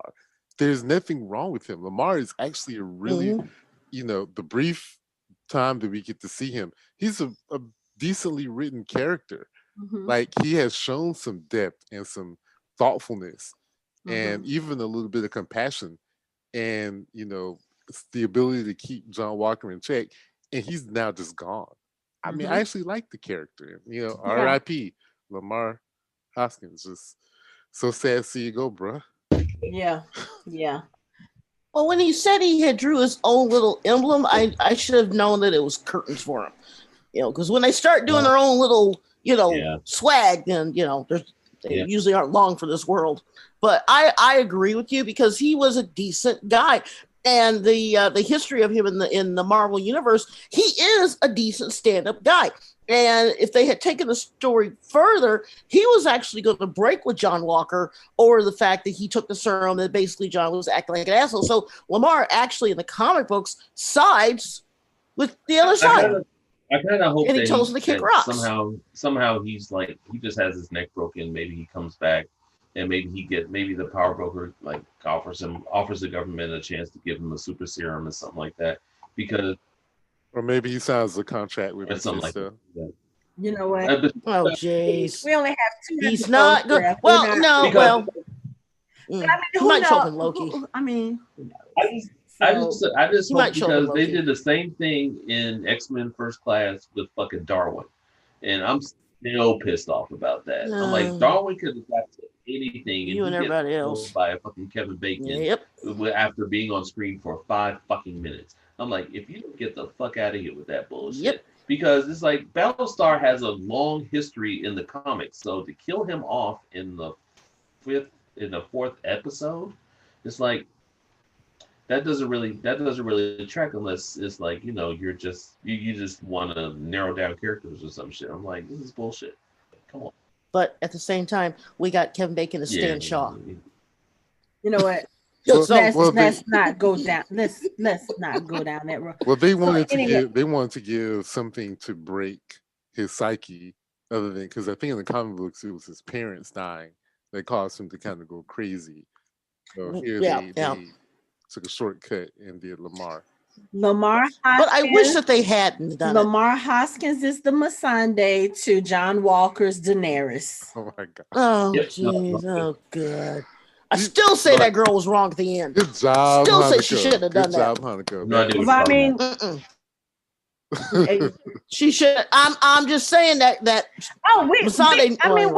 We agree that was wrong. I mean, in Game of Thrones, that the way that they did those characters was completely wrong. But I'm just saying I get your point though. You know, that's really good. Parallel. But really, at this point, they've all realized, like, oh, this is the tipping point. Like I said, once Lemar hit that pole, all the fighting in the room stops. And while John Walker is sitting there trying to wake him up, all the super soldiers, you notice, they start leaving. They're like, oh no, we're not sticking around for this. Let's get the fuck out. They start leaving. Once Karli runs out of the room, Sam goes after her, and John Walker realizes that she's left. And at this point, he's fully pissed. He doesn't even take the stairs like everybody else. He jumps out the window and does the superhero landing on top of the That was a very impressive superhero landing on top of It was a very impressive landing, but also when he did that landing, I was like, somebody's about to get fucked up. You know, it was just one of those things. And unfortunately, it's Nico, the person who talked earlier about Captain America being his hero when he was a kid. This is the person that gets run down by John Walker, and John is asking where Karli is, and he's like, I don't know. It wasn't me. And John Walker takes Captain America's shield in the middle of the square and brings it down on Nico several times until he's dead. And literally the title of this episode was "The World is Watching." everybody in this square has their cell phones out. They are recording Captain America murdering a man in broad daylight. In cold blood. In cold blood. In 4K, 60 frames a second. And all anybody can do at this point is look. Sam and Bucky, they get to the place and they look and see what's going on. Karli is over to the side. She sees that her friend has been killed. Everybody is recording this. John Walker just looks down at him. He picks up that bloody shield and he puts it back on his arm like he just did some good work. And then he looks around and he realizes everybody is looking at him. But again, he has that little sinister tilt of his head. He looks like he has no remorse on his face. And when I tell you, I was looking at the end of that episode, and every time he came down with that shield, I was just like, no. Because granted, we don't like the character. He's not our Captain America, but you are holding that title and you are yielding that shield. And you just use that symbol of Steve Rogers to murder someone. Symbol of America. I was like, broad daylight. In cold blood. I just can't get over that look on his face. Like the first, when he raised it over his head and he had that look, I was just like, he's gone. Like he was gone. Yeah. There was nobody home. Yeah, it was very obvious that the hate and that the anger over Lamar's death took over at that point, because that's not just his partner or his wingman. That's like his childhood, or I mean, he's known this. This is his best friend. That was his Bucky. That's his family, right? Yeah, and you know, Jim Butcher in the latest Dresden book used a term when someone died that you can't comprehend they're dead. He called it empty house, and that's what it was. He saw Lemar as an empty house. He was no longer there, and he just lost it. And I thought that was very appropriate. When I was looking at that, I was like, oh yeah, that's what he meant by that. Yeah, no one was home. It was shocking. I mean, like I said, I watched this with Mark, and when it ended, Mark was like, when's the next episode? I said, we gotta wait a week. What do you mean we gotta wait a week? Yeah, that's how I felt, and I know we have to wait a week. I was like, I literally, what did I just watch? Oh my, what did I just watch? I was like, I couldn't do nothing. I just looked at the screen with my eyes wide, like, yeah. I literally sat in silence through the credits. Right, because what else could you do? It was literally like, what? Yeah. It was not something I was expecting up until the point where Lemar died and I saw how he was reacting. I said, oh, he's about to kill somebody. I didn't think it was going to be that brutal, but I was like, oh yeah, he's about to snap. So now Karli's going to have John Walker and the power broker looking to kill her. And I'm sorry, at this point, I don't think there's anything Sam can do to save her. You know, she's going to die at the hands of one of those people. He can do something about John Walker. So. He can. Yeah. And, yeah. But you've seen the promos for the show. Yeah. No, I haven't spoiled myself. But see, here's the thing. I think that she would fare better with the Bucky Sam contingent, because the way you can look at the fight, yes, she did kill him, but technically it was an accident, you know, whereas John Walker isn't going to see anything other than she killed him. So there's your difference. Or am I wrong? I can agree with that. No, I agree with you. People die in battle, but you can't chase an unarmed man down. And wait, can you? And murder him in the broad daylight? It might have happened. Maybe you can do that. Yeah, I think it might have happened recently. Well, was it in the words of Dr. Malcolm? You didn't stop to think whether this was a good idea. You just went ahead and did it. I know that's not how he said it. I had a brain fart right now, but you get the idea. Yeah, it's paraphrase. It's all good. I got you. I was so upset because I already knew baby girl was going to get a beat down from Sam's sister, but now she's got everybody after her. I'm sorry, but she needs to realize that no matter what, at the end of the day, Sam's sister's going to get a piece of that. Seriously. What is it Anthony likes to say? With great power comes great responsibility. Responsibility, yep.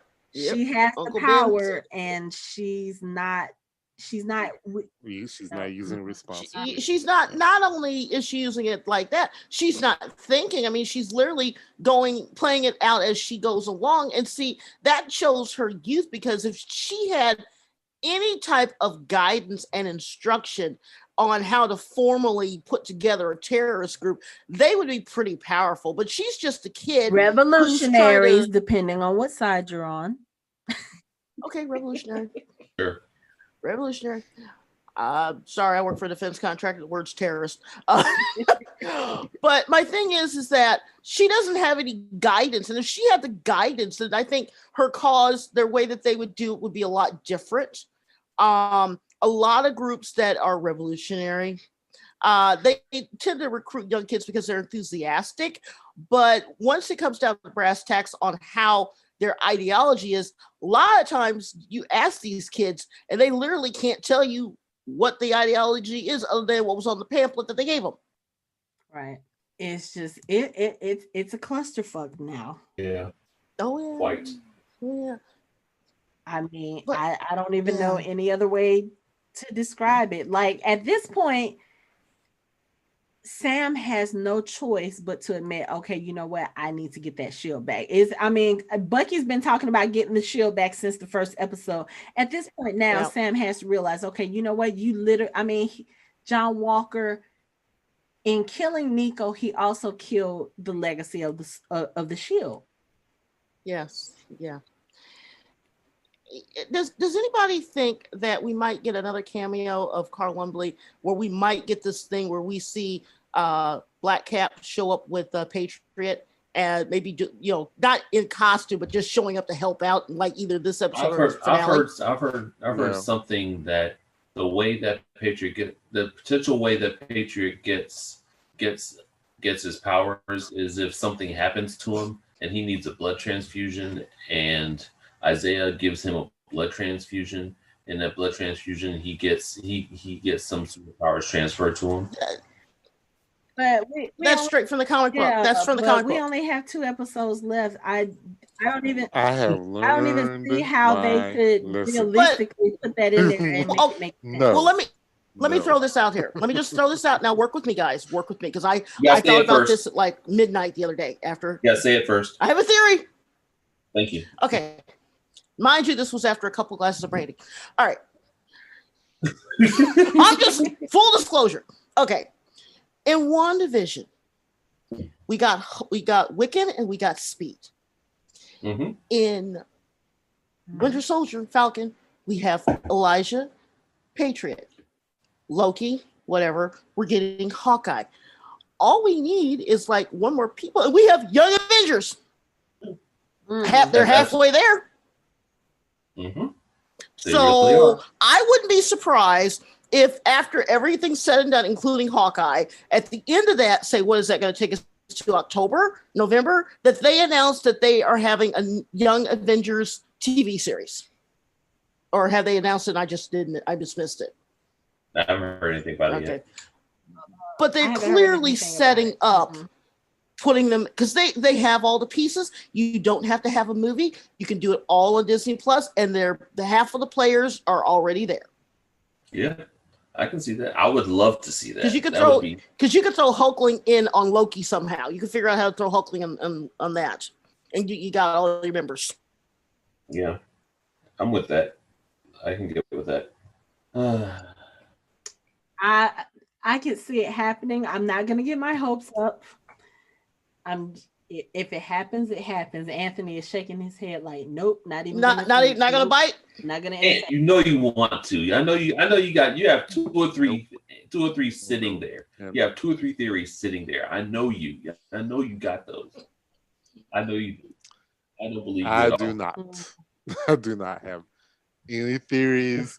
No cameos. I mean, there's going to be one. They wouldn't. No theories. They wouldn't show them if they weren't going to do something. And there's going to be one in the next episode. Yes. Yeah, a cameo. Nope. Yeah, they said that there's supposed to be a cameo. A pretty insignificant one, because now all the Marvel people who said something about it are all dialing it back. Like, hey, hold on, guys. Yeah. Don't get your hopes up. They're all dialing it back now. Yeah. You know, because of what happened with WandaVision. They're like, wait a second, we're sorry we even said anything. You know? Well, they're all dialing to it back. borrow what Anthony has said over the past, somebody that he lives with, that he's related to, by marriage, take it on my side, said that they didn't want to go back and watch WandaVision because, and I quote, I have a funny feeling it might be painful. Not painful. It's a great show. Well, it depends on what kind of I gave a couple of highlights. It was like, nope, not gonna do it. As soon as I mentioned the word White Vision, it was like, yeah. But then he got addicted to Invincible. Yeah. But I do have, in all seriousness, I do want to ask this question, guys, because we're 2 in now. We're almost done. Do you think that Disney is really going to expand past what they've done with this first round of TV series? Because they're so good. You've got everybody still at home because of this whole pandemic thing. Do you think that they're going to maybe push this, like they said today, maybe season 2 of Falcon and Winter Soldier? Do you think we're going to get a season 2 of WandaVision somehow, or is this just one and done and we're going to just have to live with it? I think it's all one and done, and we just have to live with it. I think what they're going to do is just rolling out TV shows. Like, this is going to keep coming with different ones. Like, next is She-Hulk, and then, you know, we got the What If, and then Miss Marvel. I think they're just keep doing it. I mean, I'm excited for them, but I would like to see, you know, more stuff with certain things. Like right now, I mean, I didn't think that I would enjoy Falcon and Winter Soldier way more than I enjoy WandaVision, and I love WandaVision. But this is high caliber movie grade stuff, you know. And think about the risk they will be taking by doing a Falcon and Winter Soldier season 2. It would be like the expectations would be so great. That's true. You know, or trying to do a WandaVision. Right. They would be putting so much pressure on themselves to try to do the same thing. That's true. You know, it's better to just knock it out of the park first time, move on. Although I will say, I would not be mad if they decide to give me another season of Anthony Mackie and Sebastian Stan. I would not be mad at all. And they can throw some Daniel Brühl in there too. I would not be mad at all. Now, I would not be surprised if, for example, it's not a Falcon and Winter Soldier season 2.